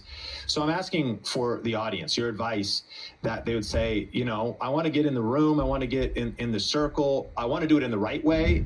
But if I'm going to be the type of leader that writes a book in 5 years and has these kinds of individuals endorsing my book, what would you do today to achieve that? I would get very clear on my intentions to do it for the right reasons. You know, relationships should be treasured. They shouldn't be used. And I didn't have to ask any of those individuals twice. And actually, one of the really, really nice moments in collecting those endorsements from people was from my friend and my mentor, Michael Hyatt. And Michael has been asked dozens and dozens and dozens of times to write forewords for books.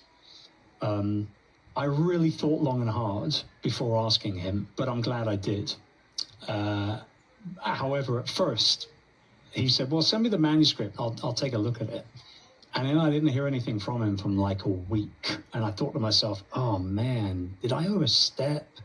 Like, have I upset him? Is he kind of, you know, because we've been building that relationship together for a long time, and we've broken bread with our wives and hung out in different cities in the world and all these things. And eventually he got back to me about a week and a half later, and the foreword was attached to the email. So he'd just been busy writing the foreword, reading the book and writing the foreword. But that for me was a real full circle moment, Sean, because, you know, when I first met Michael, I remember explicitly saying to myself, like, you know, I want to be like Mike, not the MJ, but this Mike, because he's doing it right. He's got his family involved. He's doing the right type of work for the right type of people. He's doing it with longevity built in. And I want to learn from him as much as I can. I want to be around him as much as I can. And I've made that a thing over the years, not just with Michael, but with Lewis and Pat and, you know, all those other guys you mentioned. And I've never, ever, ever done any of it with any ulterior motive other than coming from a place of wanting to learn and wanting to help and support and to serve them as much as I can as well. And I really feel like relationships should be treasured. The online business world is rife with people trying to get a leg up on their ladder too quickly, quite frankly. And what you've got to understand is that you're not meant to go 180 miles an hour when you're building a business. You're meant to go at a steady 30 or 40. And for me, that's all about surrounding myself with the right people. Getting in the rooms actually will be a heck of a lot easier if you just build relationships for the right reasons. Not to be in the room, but because you want to be like the people in the room. Eventually, you'll get invited to the room. How long? One of the things I find interesting is how long has it taken to cultivate those relationships? I mean, you know, I've known Lewis, for example, for about, I'm going to say maybe 14, 15 years now. Pat and I have been buddies for a little longer than that. Amy Porterfield, 12, 13 years. McAllowitz, over a decade. Most of those guys are a decade, right? Most of those guys are thereabouts. There's a few others, like Don Miller, for example. He and I have kind of been in each other's worlds a little bit, never really spoken or anything like that, other than, you know, the odd social media comment. But I was invited to a mastermind at his house in in Nashville last year, and we hit it off immediately. I bought him I know he's a big music guy and a jazz guy, so I bought him a first press John Coltrane recording from back in the day as a gift for hosting the mastermind. That went down well, and we were listening to tunes together and talking together and all that kind of stuff. And, I asked him, would you mind? And he said yes. So, it really comes down to just playing the long haul. You're playing that long game. You want to be around for a good while, and people have to understand that. I think the really important part here is that you've got to nurture the people that are surrounding you, but you've also got to be nurtured by them as well. And so I'm always about just fostering growth and building relationships in the right way. And I've been very, very blessed to be able to do it with some pretty awesome folks. I'm very inspired by your answer, and I agree with you. The online business space, the YouTube space, the creator space, sometimes going to an event and YouTube, you call the event VidCon or VidSummit, mostly incredible people, but there's some people there and you could tell that it's just what's in it only for me. Like you said, they're just trying to climb the ladder. And like you said, they're trying to climb it too fast. And what I love, and it's such a great takeaway on this episode, is there's some personal branding stuff that we talked about that's so essential to adapt and pivot in a world of AI. And there is some urgency to hustle when you need to hustle for certain seasons and to have good rhythms and have good recovery. But you do want to strike while the iron is hot. And there's a massive window of opportunity right now on YouTube, on social media, if you're smart and if you're strategic. But getting to capture a vision at the end of this podcast for where could your brand and your business be in 15 years. I'm so excited about this book and just want to acknowledge you for being a long haul leader. And it's so cool that this is coming up and it's going to change a lot of lives. But this is it's one of those overnight success things. It's like, here's Chris, overnight success, his new book. Yeah, just after a couple of decades of consistency in the same direction and doing it right. And of course, not being perfect. We make mistakes on the journey, but being value-based and principle-based, that's going to last. Like when you just you're not being weird in any relationships and you're giving without expectation. But all of those seeds that you're planting are producing this harvest of the impact of your business. That's why I love you as a friend and the stuff you've been doing is because it's like you're one of the good guys. It's like you've built with integrity, you've built with character. That has been established not in a few minutes, but in a few decades. And my hope is that everybody listening to this episode of the Think Media podcast would build that way, that they would aspire to be long haul leaders, that they would invest in this information and be thinking about not just where can they be in the next 15 minutes, but where will their brand and business be in the next 15 years if they build right and they build smart and they commit to being a long haul leader. Hey, I just want to give you a quick heads up that there are a few spots open in our YouTube coaching program. If you go to viralvideocoach.com, you can apply to see if you qualify. And the bandwidth of the program is truly limited. We have a limited number of certified Think Media YouTube coaches that are committed to helping our clients get results and starting and growing successful YouTube channels, as well as driving business results. Whatever you want to happen, whether that's branding strategy, whether that's more leads, customers, we will put together a 90-day game plan with you. It includes channel reviews, it includes group coaching with me, and it's a very powerful program. But again, there are limited spots available. So if you just want to inquire, it's super chill.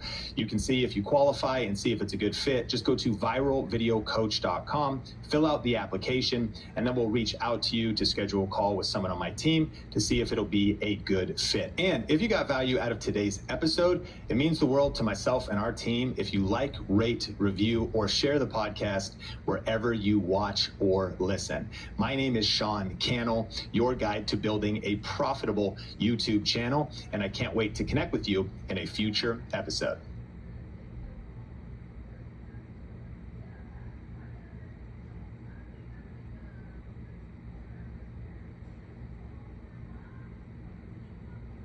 It's not just a burrito. It's handheld. Foil wrapped. Really fresh. Real ingredients from the farm. Fresh every day. Responsibly raised. Without that bad stuff. There's magic happening. Best of the best, baby. 100% yum. Literally massive deliciousness. All for like $10. Patients use Pronamel clinical enamel strength, it will actually help to protect the enamel for a lifetime.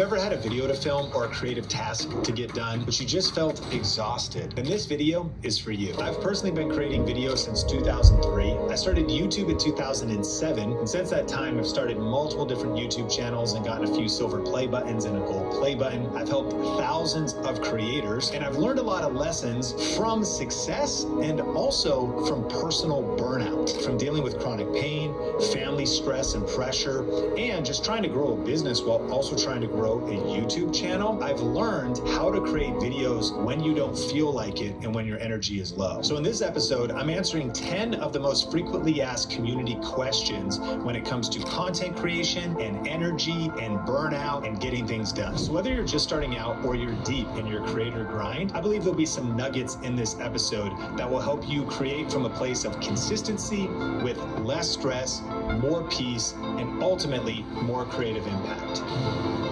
Welcome to the Think Media Podcast. This show is devoted to bringing you unfiltered advice for growing a profitable YouTube channel. My name is Sean Cannell, and I'm super grateful that you're checking out this episode. Today's episode is sponsored by Magic Mind, but a little bit more about them later. Now, if you're on the audio version, I love you, but if you're on YouTube, you can skip around to the time codes and chapters of these 10 questions, kicking it off with number 1, what do you do when you have a filming block scheduled, but you feel totally drained?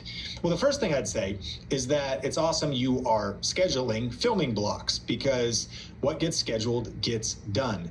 And if you want something to get done, put it on your calendar. But it's a great question, because what happens when it's scheduled, but as it's approaching, you're like, this sucks. I don't feel up to this. I feel tired. Well, a couple thoughts. One, deadlines are powerful. The nice thing about hard deadlines is that if it has to get done, what do? I do it, because a deadline is a deadline, and deadlines unlock action. And so as an independent content creator, a lot of times you're going to have to summon self-motivation, because you don't actually have a hard deadline. You just have your own personal accountability to consistency.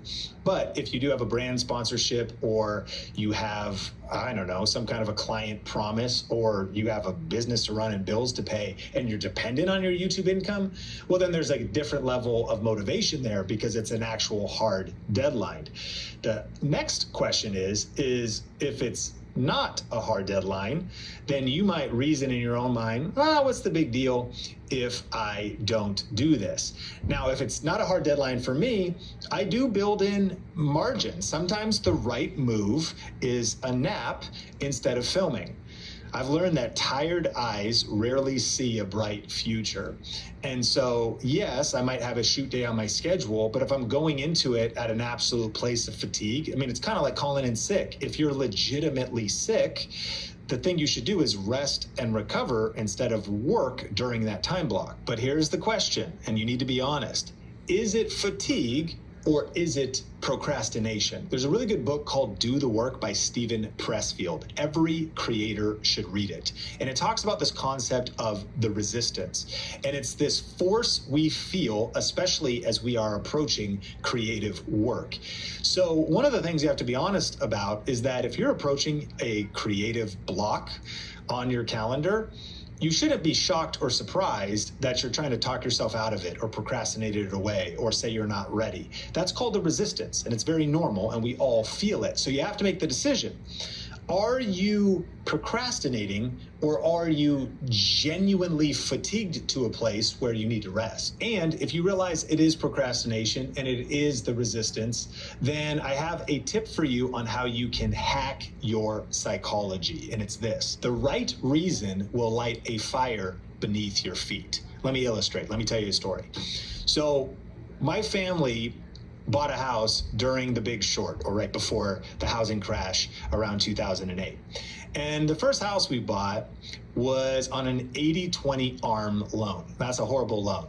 That means that 80% was like the one mortgage, and then you have an additional second mortgage that's 20%. Now, the house was like $225,000 or something like that at the time in Washington State. And after the housing market crashed, and there was also some family troubles and health challenges and job loss and a bunch of stuff that happened, Actually, there was tenants in the house. They stopped paying. All that to say is the house foreclosed, which meant that the 80% loan foreclosed, but you were still accountable for the 20%. So there is a bank that we owed money to for 20% of $225,000. So it was around 50 grand. Well, I was realizing this debt was looming over my head, and I was like, how are we gonna pay that off? When are we gonna pay that off? What's gonna happen? And as time went on, we actually moved to Las Vegas, and I took a position at a church as the director of communications.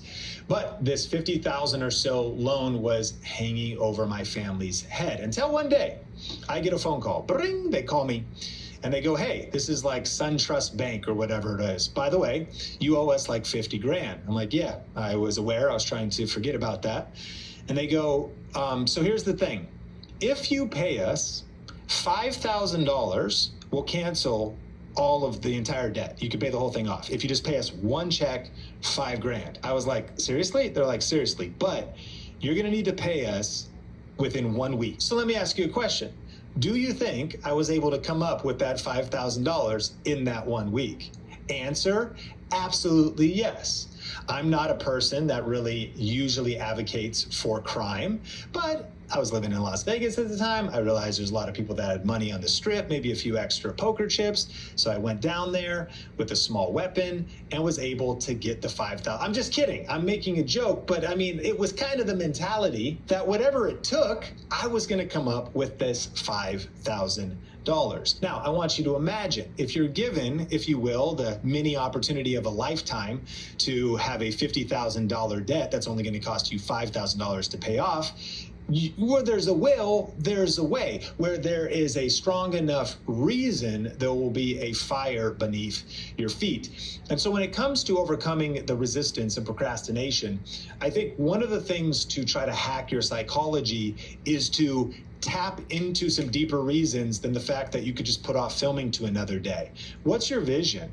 What's the bigger purpose you're building to?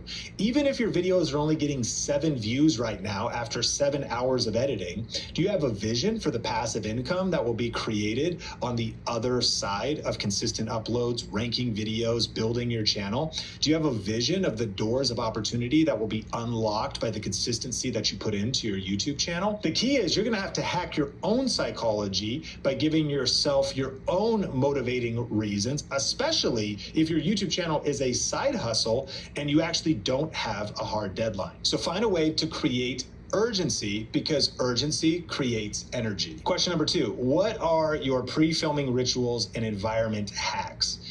Couple things. One is I take a shower before I film. And even though cameras don't have smell-o-vision right now, I have found that my own psychology is enhanced when I clean up, I get dressed, I put myself together. Supplements is a part of my routine. Music, having a pump-up playlist to get into the vibe that I want. I often will use supplements like Magic Mind, coffee, and different things like that to lock in and get in my filming routine. I will clean my workspace. I have found that if I have a cluttered office, it's just destroyed from all the work I've been doing and mail that's come and all kinds of stuff, that I'll turn on the music, clean up my workspace. Not only does it declutter my brain, but it also kind of helps me ramp up to actually filming. Sometimes I'll do some essential oils, something that's like Breathe or peppermint that gets the breathing and air passageways going. I'll set up my lighting and different things like that that signal to my brain that it's go time. There's studies of creative professionals that if you have a place, a set place where you do your creative work, a routine, light a candle, put your journal out, turn on the song, whether that's the smells, the looks, the sights, the locations, by having a creative routine that you come back to, it actually does hack your psychology and gets you into creative mode. And so those are a few things I do. Question number 3, how do you manage filming with young kids or a family at home? Well, this is gonna depend on your circumstance, but it's a great question. Perhaps in a certain season, they're at school, so you might film during school. Perhaps you need to film after they have gone to bed. Perhaps you can film during nap time. There is some live streams I've done. I have a 2-year-old 3-year-old and 4-year-old now, but I did one. This was my most craziest live stream. It exists somewhere, where I had the baby in a front pack. And I think it was Sean Bradley. He was sleeping. I went live. He stayed asleep the whole time. I mean, risky for sure. But, you know, you got to do what you got to do in this content creation world. You film batches when the family is out of the house. I mean, as soon as you become a parent, you learn a whole nother level of time management, right? And so if possible, can you talk to your partner, your spouse, a family member? Hey, can you take the kids this day? Can you take them for a couple hours? And then you lock in and you film during that window of time that you have. I've learned that communication with a spouse or a partner is critical. And I understand that a lot of us are side hustling and, money might be scarce, but there is a reason why some entrepreneurs will still get an office space and pay to lease a space or get a co-working space or go somewhere, because practically getting out of the house for other reasons might be really helpful to actually get things done. And that could apply to filming as well. And then, you know, I think it's not about your resources, it's about your resourcefulness. Being resourceful with what you have today, but also considering how could you upgrade and invest as time goes on? Could you upgrade and invest in building out a studio in the garage, repurposing a room in your house, having a vision for, you know, a separate ADU that you have? I know that that's not an immediate thing, but this is the way that content creators think. They're visionaries. You're thinking about what could you build next? How could you change up your situation, build a different office, buy a new house? Stewarding the time and the resources you have today well will unlock the financial resources to invest in the future you want to create. Question number 4, how do you mentally reset when you get thrown off emotionally or spiritually? Man, I'm so glad you asked this question, because when it comes to content creation, business, any time where you need to show up and perform, I know that we wish things would be perfect, but I've learned that they almost never are. Like, you might have some critical meeting and it's at, you know, 10 or 11 in the morning, and yet that's the morning that you get in an absolute like knockdown, drag out fight with your spouse. Like, you actually maybe have something that you go live or perform or something, and that's the day that somebody calls you and you get bad news. Or again, you've got a day where you need to show up and perform, but you wake up and you've got low back pain and you feel super sick. And what seems to be true about life is it's not only that there's these critical moments that we need to show up and perform for, but it's also the fact that you're going to throw in these Murphy's Law events that if something bad is going to happen, it probably will. And that we will find ourselves, whether it's needing to show up on camera or needing to show up for a critical meeting, oftentimes at some kind of a disadvantage and encountering things that will knock us out of the zone. I've actually spoken on stage so much and done so many events, and have found that almost never am I like about to go on stage when like everything was good that morning or that day. It's like bad news is coming in, there's like a fire at work, there's like an issue at home, there's a negative text messages, 10 or like weird vibes are being shot at you, passive aggressive text messages from whoever. It's all coming, you know, and it's like 10 minutes before you need to show up and perform. So Febreze. Love your plugins but wish you had more scent control? Meet the Febreze Plug Scent Booster. Enjoy the same 50 days of continuous scent as Febreze Plug, including a cord for flexible placement options and a boost button for extra scent. Febreze Plug Scent Booster.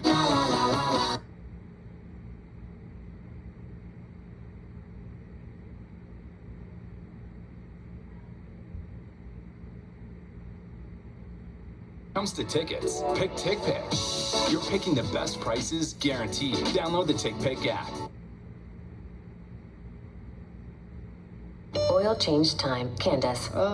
Remember when your boyfriend said he knew a guy who didn't know what he was doing?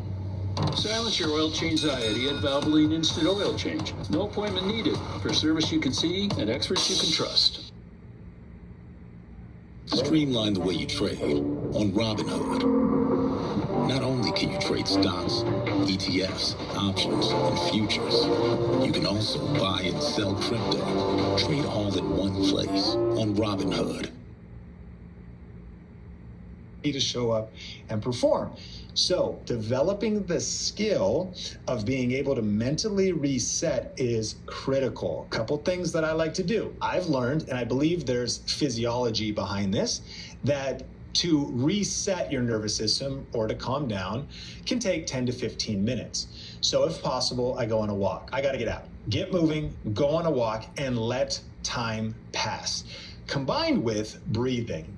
This is a huge hack. Deep breathing patterns. A lot of times as stress is increasing and the cortisol is going crazy and you're actually in the fight or you're in the argument or you're just holding the stress, you realize you've stopped breathing. So returning back to different breathing patterns, deep breathing, in through the nose, out through the mouth. Breathing and walking has been helpful. I have found that journaling is helpful. Writing out my thoughts, writing out my emotions, or even just reading a book.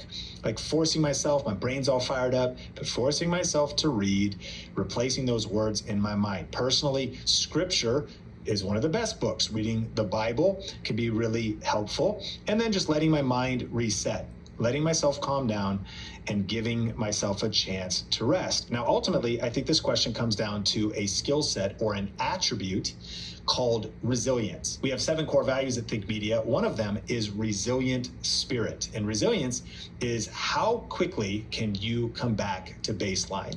Baseline would be that place where we are able to produce from a calm, clear, and focused state. But you can think about some of the things that might knock you away from baseline. It could be things that are not just negatives, it also can be positives. Sometimes you get so pumped with maybe good news and excitement, I can't focus anymore. Like I need to take the rest of the day off. That news was too good. Let's just go celebrate. You have a really high. Well, resilience actually would tell you, I'm resilient if I can get back to baseline quickly. And from a negative standpoint, you get a weird text message, someone's firing some weird vibes at you, you get some, a negative message. Can you still show up and perform from a place of clarity and confidence at baseline? Well, resilience is how quickly you get back to that place. And so those are a few of the things that I do. And if you will, ultimately at a deeper level, this comes down to neuroscience, your neural pathways, how your brain is conditioned. And I would think your thinking patterns. There's a good book from Craig Groeschel called Change Your Thinking or something like that. I'll link that one up in the show notes if you want to check it out. I think it's based on the Bible and scripture and also cognitive behavior therapy, which I do believe they call as the most significant breakthrough in psychiatry, maybe in the last 100 years, still effective today to help people in all kinds of walks of life and different situations. So we're talking about mental mastery, mental toughness, and a skill set to not beat yourself up on if you don't have a high level of resilience and it does take you, you get like one 15-minute conversation. You're like, I'm done. I can't even get back in the zone today. I'm going to have to wait until tomorrow. That might be where you're at now, but let me encourage you, you can grow these skill sets and these attributes, and to have sustained creative output over the long haul, these attributes are essential. Question number 5, what are your top 3 creator energy habits? All right, top 3, this is off the cuff that I wrote down that I think are my top 3. Here's number 1 is sleep. I don't know if you thought that was going to be what I thought, but like sleep, if you want a good day tomorrow, it starts the night before. And so cut Netflix, stop scrolling, get some real rest. But let me be honest though, you know how they say like, don't eat 3 hours before bed? Who are we kidding? I am eating right before bed. Now, I've been eating healthy lately these days, a little bit of Greek yogurt, a little bit of local honey, some blueberries, delicious. But I'm eating that like, I go to bed at maybe 10:30. I'm eating that at like 10:25.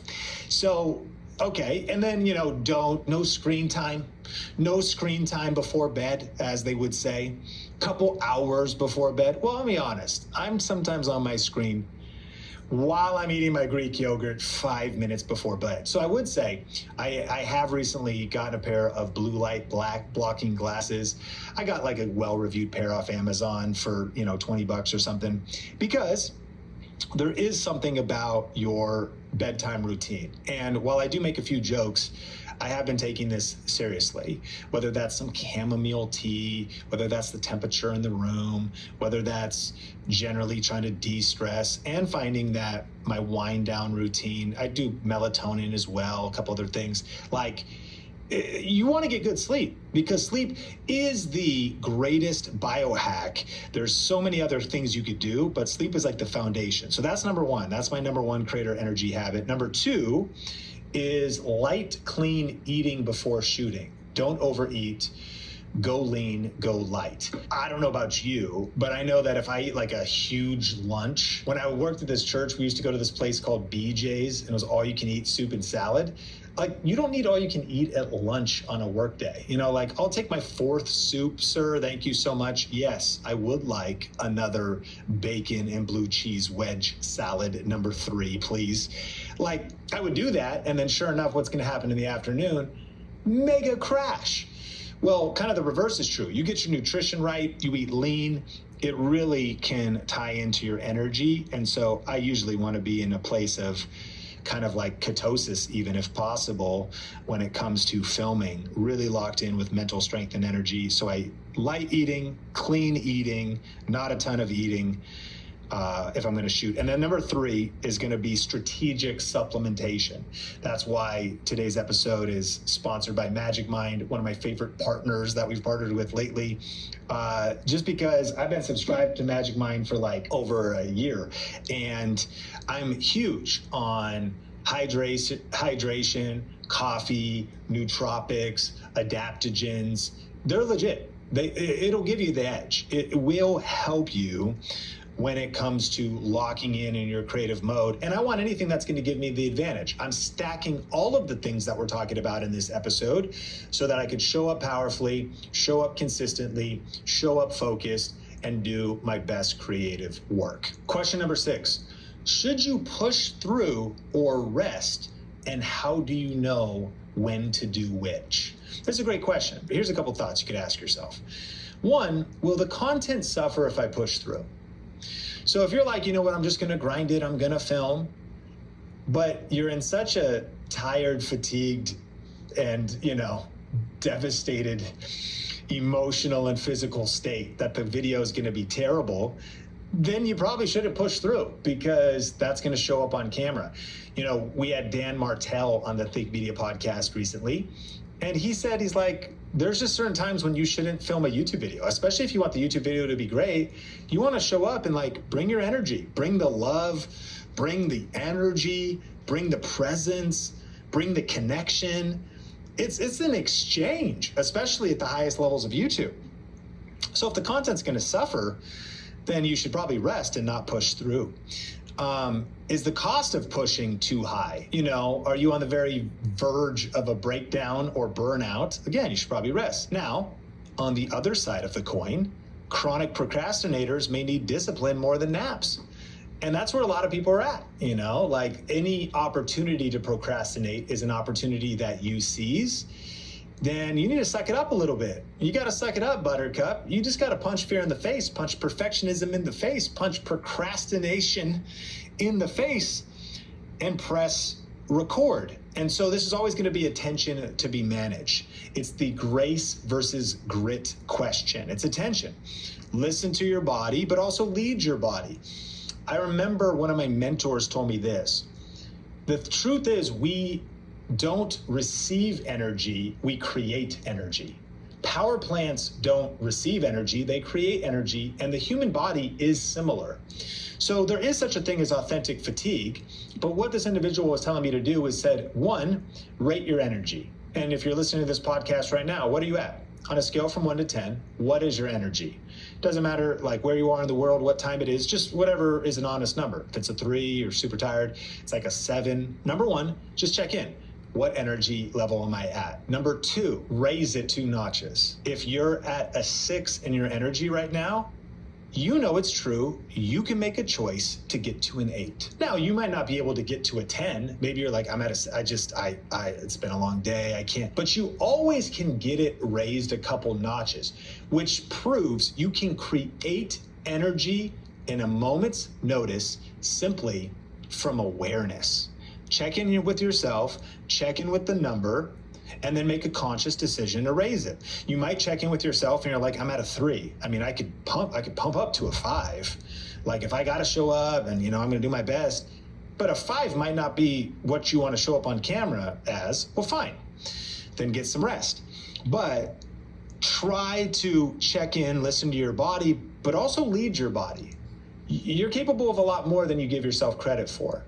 And as you master energy management, emotional management, and you master supplementation and really dial in your rhythms, you'll be shocked how much more productivity or outputs you from 6 months from now or 12 months from now can have from continuing to invest in these disciplines and the content of this episode that we're talking about. Number 7, how do you organize your work to support your energy and your flow? This is a great question. One is batching similar tasks. I try to, on my schedule, have meeting days on meeting days and creative days on creative days. I try to have left brain analytical activity like planning videos all in one batch and if possible on one day, and right brain creative activity, filming, performing, getting on camera on a separate day or at least in a separate block. I like to look at the day in 2 big chunks, 2 4-hour blocks. If I can't have all meetings on one day and only film on another day, I at least want to have it blocked out. Like half of the day is filming and the creative work, and then the other half of the day is admin work. So batching similar tasks. Don't mix meetings with filming. Definitely use calendar blocks. And understand there's a great book by Cal Newport called Deep Work. It's a longer book. You could study some of the YouTube videos, but if you're a big reader, definitely pick that one up. I'll link it up in the show notes. He talks about task switching costs attention. So multitasking is a myth, and multitasking is not even really something that you might think you can multitask. And even if you're the best multitasker in the world, you're still actually probably losing productivity, and you'd be better if you did not switch between tasks, but grouped them better. So that's how I like to organize my work. And then thinking of on the arc of the week as well. I remember we were doing our leadership meetings at the end of the day on Friday. And I always say the quote, tired eyes rarely see a bright future. And we started to realize there is such a low level of optimism on these meetings. Like sometimes we're not going to make good decisions because the level of no optimism is there. Like we do not see a bright future. So be aware of that. What are your rhythms in the week? What are the valleys and the peaks of the week? There's another good book. It's called At Your Best by Carey Nieuwhof. I'll link to the interview with Carey about this topic. He was on the Think Media podcast. We'll throw that in the show notes. And it talks about red zones, green zones, and yellow zones. And knowing on your calendar, when are you... The Old Spice NFL collection. Buy the Old Spice NFL collection. No, like this. Old Spice NFL collection. Old Spice NFL collection. Old Spice NFL collection. Old Spice NFL collection. Okay.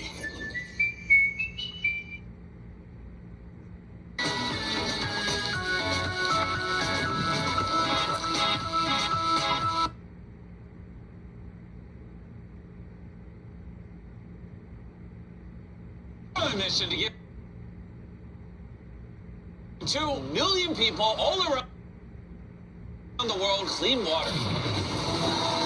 And for 3,000 of your favorite creators are all coming together. Team Water is on a mission to raise $40 million so that we can provide over 2 million people with clean water. Let's keep going. If you want to donate, just click the donate button down below, or you can go to teamwater.org where you can see every single donation. You can leave messages when you donate. You can also see the top donator. Every dollar donated will provide one person with clean water for an entire year. Stearns and Foster. Thoughtfully designed by experts for comfort and support that stands the test of time. So even years down the line, you can get an amazing night's rest. Discover what comfort should be. Going on your calendar, when are your red zones, yellow or green zones? And then understanding it's actually not that you can't work during a red zone. It's just that the work you do should be like super boring and not demanding, and definitely not demanding of the best you or the high performance you. But if you do need to show up and perform and put out your best creative work, you should do that during a green zone. So that's a great question. Those are some resources to help you go a little bit deeper if you're interested. And let's dive into the next one. Question number 8, what did you do during the side hustle season when time was tight? Great question. I've been in many side hustle seasons. 1, I was working at Red Robin and also trying to do creative work and do YouTube. 2, I was full-time staff at a church as either a campus pastor, director of communication, and trying to do YouTube on the side. So this was tough. I think 1 was, if I realized, okay, I'm transitioning from work, but I want to get some creative work done, personally, I would tap into the power of naps. It was a nice reset. I do know if you nap too long, maybe you fall into a fatigue downward spiral that you can't recover from. You just wake up and you're like worse off. I understand that's true for some people. It would happen to me as well, but I just realized, okay, how do I reset? Maybe nap, wake up, rest a little bit, coffee perhaps, and then start creating. Another one would be just even having a reset routine. If I can't take a nap, go for a walk, give myself a little chance to rest and recover, 30 minutes, an hour, and then just get up and decide to lock in again. Filming at night or editing at night, having buy-in from my family, communication with my family, and understanding that it was also a sacrifice season. I think understanding the law of sacrifice in general, in order to go up, you've got to give up, and having a vision for my side hustle season, that this isn't forever, that this is a side hustle now, and my dream is that one day it'll be my main hustle. And as a result, I am sacrificing right now, putting in extra hours or working through added layers of fatigue because I'm investing in my future. And I want to pay the price today for the future I want to create tomorrow. That was my mindset. And another thing that I did during the side hustle season was I also became obsessed with ranking videos. Now, if you're new to the Think Media podcast, what a ranked video on YouTube is a video that you post today that keeps getting views for weeks, months, and even years after you posted it. And so if you think about it, if you're in the side hustle season and resources are scarce, time and money, then a ranked video is like your greatest asset of all time because you don't have a ton of time. You only have a few hours after work or one half of your Saturday that you're going to devote to your YouTube channel. So I wanted to create a particular type of content that would grow my channel when I wasn't working on my channel, and that would make me money or passive income when I wasn't posting new videos. That if during the summer when things were lighter at the church I was working at, I got a lot more videos done than during Easter or Christmas, especially when things were much more busier at the church. But because during that season of the year, I was able to rank videos, I was getting views, subscribers, growth, and income in perpetuity because the video is ranked. Now, subscribe to the podcast for more on that. Or if you've never watched our free 1-hour class, it's at thinkmasterclass.com or click the link in the show notes and watch. It's on demand, 1 hour. It'll break down our 7-step process for how to rank videos on YouTube. Ranked videos are like the 8th wonder of the world. They're the coolest thing in the world. And they are a bridge from your side hustle to going part-time or full-time on YouTube. So that's one of the things. Don't just sacrifice during the season of sacrifice, but invest your time in the right things, in things that give you leverage, in things that multiply your time. What can I do today that'll give me more time and money tomorrow? Ranked videos will do that for you. And if you want to check out more about that, you can watch the free class, and I'll link that up in the show notes. Question number 9, what are your go-to recovery habits when you're depleted? Well, I wrote down a couple things from free to expensive. Number 1, sleep, still most important. It is the number 1 recovery factor. I mean, from all my studies, I'm sure there's some in the community here that know more than me, whether you're a physical therapist or a fitness coach or whatnot. Like, you want to recover after a workout, sleep. It's like you want to recover after work, sleep. And the quality of your sleep, to all of my Oura ring wearers, or tracking your sleep or your HRV and all that stuff. But sleep most important. And I have found personally, I know that not everybody likes to just take a lazy day or just lay in bed and lay on the couch and like watch Netflix. I do. I would love one of those soon, please, if possible. Like, I have found that passive recovery, when I've just been go, can really help me. And so I enjoy that. Then I also like active recovery. So going on walks, getting out in nature, movement, light movement, or more intense movement. I know that would be less about recovery. If it's high intensity, then it's not as much recovery, but like a walk. And then a PEMF mat, red light therapy. I mean, I got red light panels behind me. You could see back there, cold exposure, which, depending on the time of year, in the Pacific Northwest where I am, I've been taking cold showers. I like going to the Banya, which is a Russian steam bath that's got cold plunge and sauna and steam room and red light therapy and jacuzzi, and you rotate through. Major active recovery place, super great. And one of the things I've dreamt of doing is actually putting together like an ebook or something, or like a download of all my different supplements and recovery things and whatnot. Let me know if you'd be interested in that. If nobody is, then I won't make it. But ultimately, those are a few things that I do. I take recovery very seriously, and I'm very thoughtful about thinking about how can I recover well so I can stay at my best. Okay, we're going to get to question number 10 in just a second, but I've got a couple shout outs that I need to do. First, let me ask you a question. Which of these tips did you like best? And do you have any tips to share with our community? If you're on the YouTube version where you're able to comment, iron sharpens iron. And there might be some things in your season of life. Maybe you're a mom, a lot of kids, you got some different things. Maybe it's a diet thing. Maybe it's a supplement you love. Maybe it's part of your routine. The comment section could share a lot of valuable information. So let's grow together. And as a reminder, use the promo code ThinkM60 to get 60% off a Magic Mind subscription. Highly recommended, one of my favorite products. And yes, they are a sponsor, and I'm super pumped that they are, and that when we reached out, they wanted to partner, because I've been a subscriber for over a year, and I love Magic Mind, and I think you will as well. All right, question number 10. What role does faith and prayer play in your creative rhythm? Answer, a lot. I would say that out of any given 10 days in a row, I probably wake up and read the Bible, pray, and journal 9 out of 10 of those days. I will turn on worship, praise and worship music, because it's a genuine shifter of atmospheres. If you look at David and Saul in the Bible, David would play and it shifted the atmosphere around Saul. Elijah had a harpist for when he would prophesy. So the power of not just music, but worship music combined with prayer, giving God glory, it shifts my spirit, my attitude, my energy. There is a verse where it says David encouraged himself in the Lord, which even speaks to this, the power of prayer, worship, and having that ability to shift your state, reconnect with God, draw strength from God's presence. I have found that prayer aligns my motives, aligns my message, gets me into the right zone. I have found that when I'm feeling discouraged, when things are heavy, that I will lean on God. There's a verse that says that God gives us the oil of gladness for the spirit of heaviness.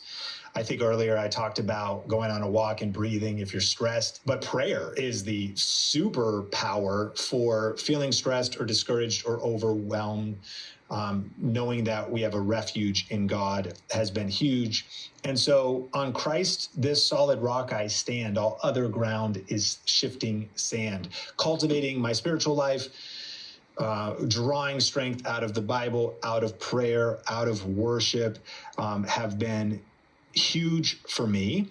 And I've also found that as a business owner, entrepreneur, and content creator, that we should expect creativity and wisdom out of our relationship with God. Not that it's like transactional, but these are like Bible verses. In James, it says, if any of you lacks wisdom, you should pray for wisdom and God will give you wisdom. It says in Chronicles that the sons of Issachar knew the signs of the times and knew which action Israel should take.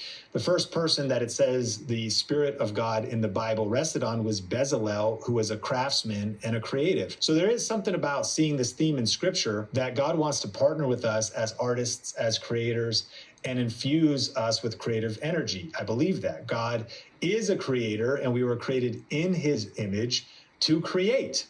He has woven creativity into our DNA, and not just by nature, but also that if we want fresh inspiration, I mean, even the word enthusiasm, I might mess this up a little bit, but I believe the Latin root is infused with the Spirit.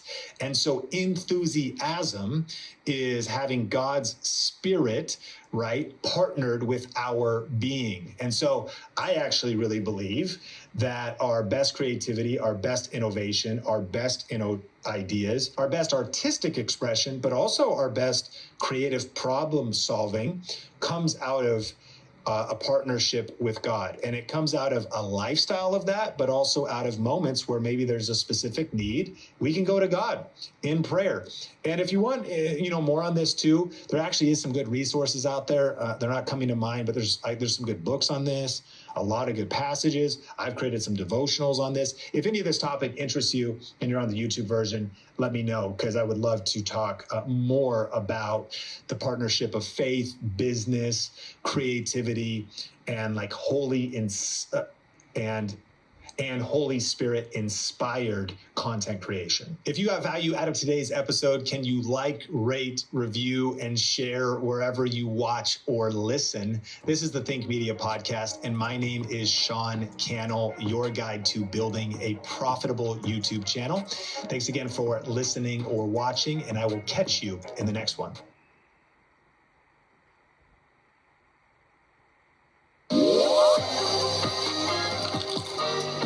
Your shortcut to great barbecue.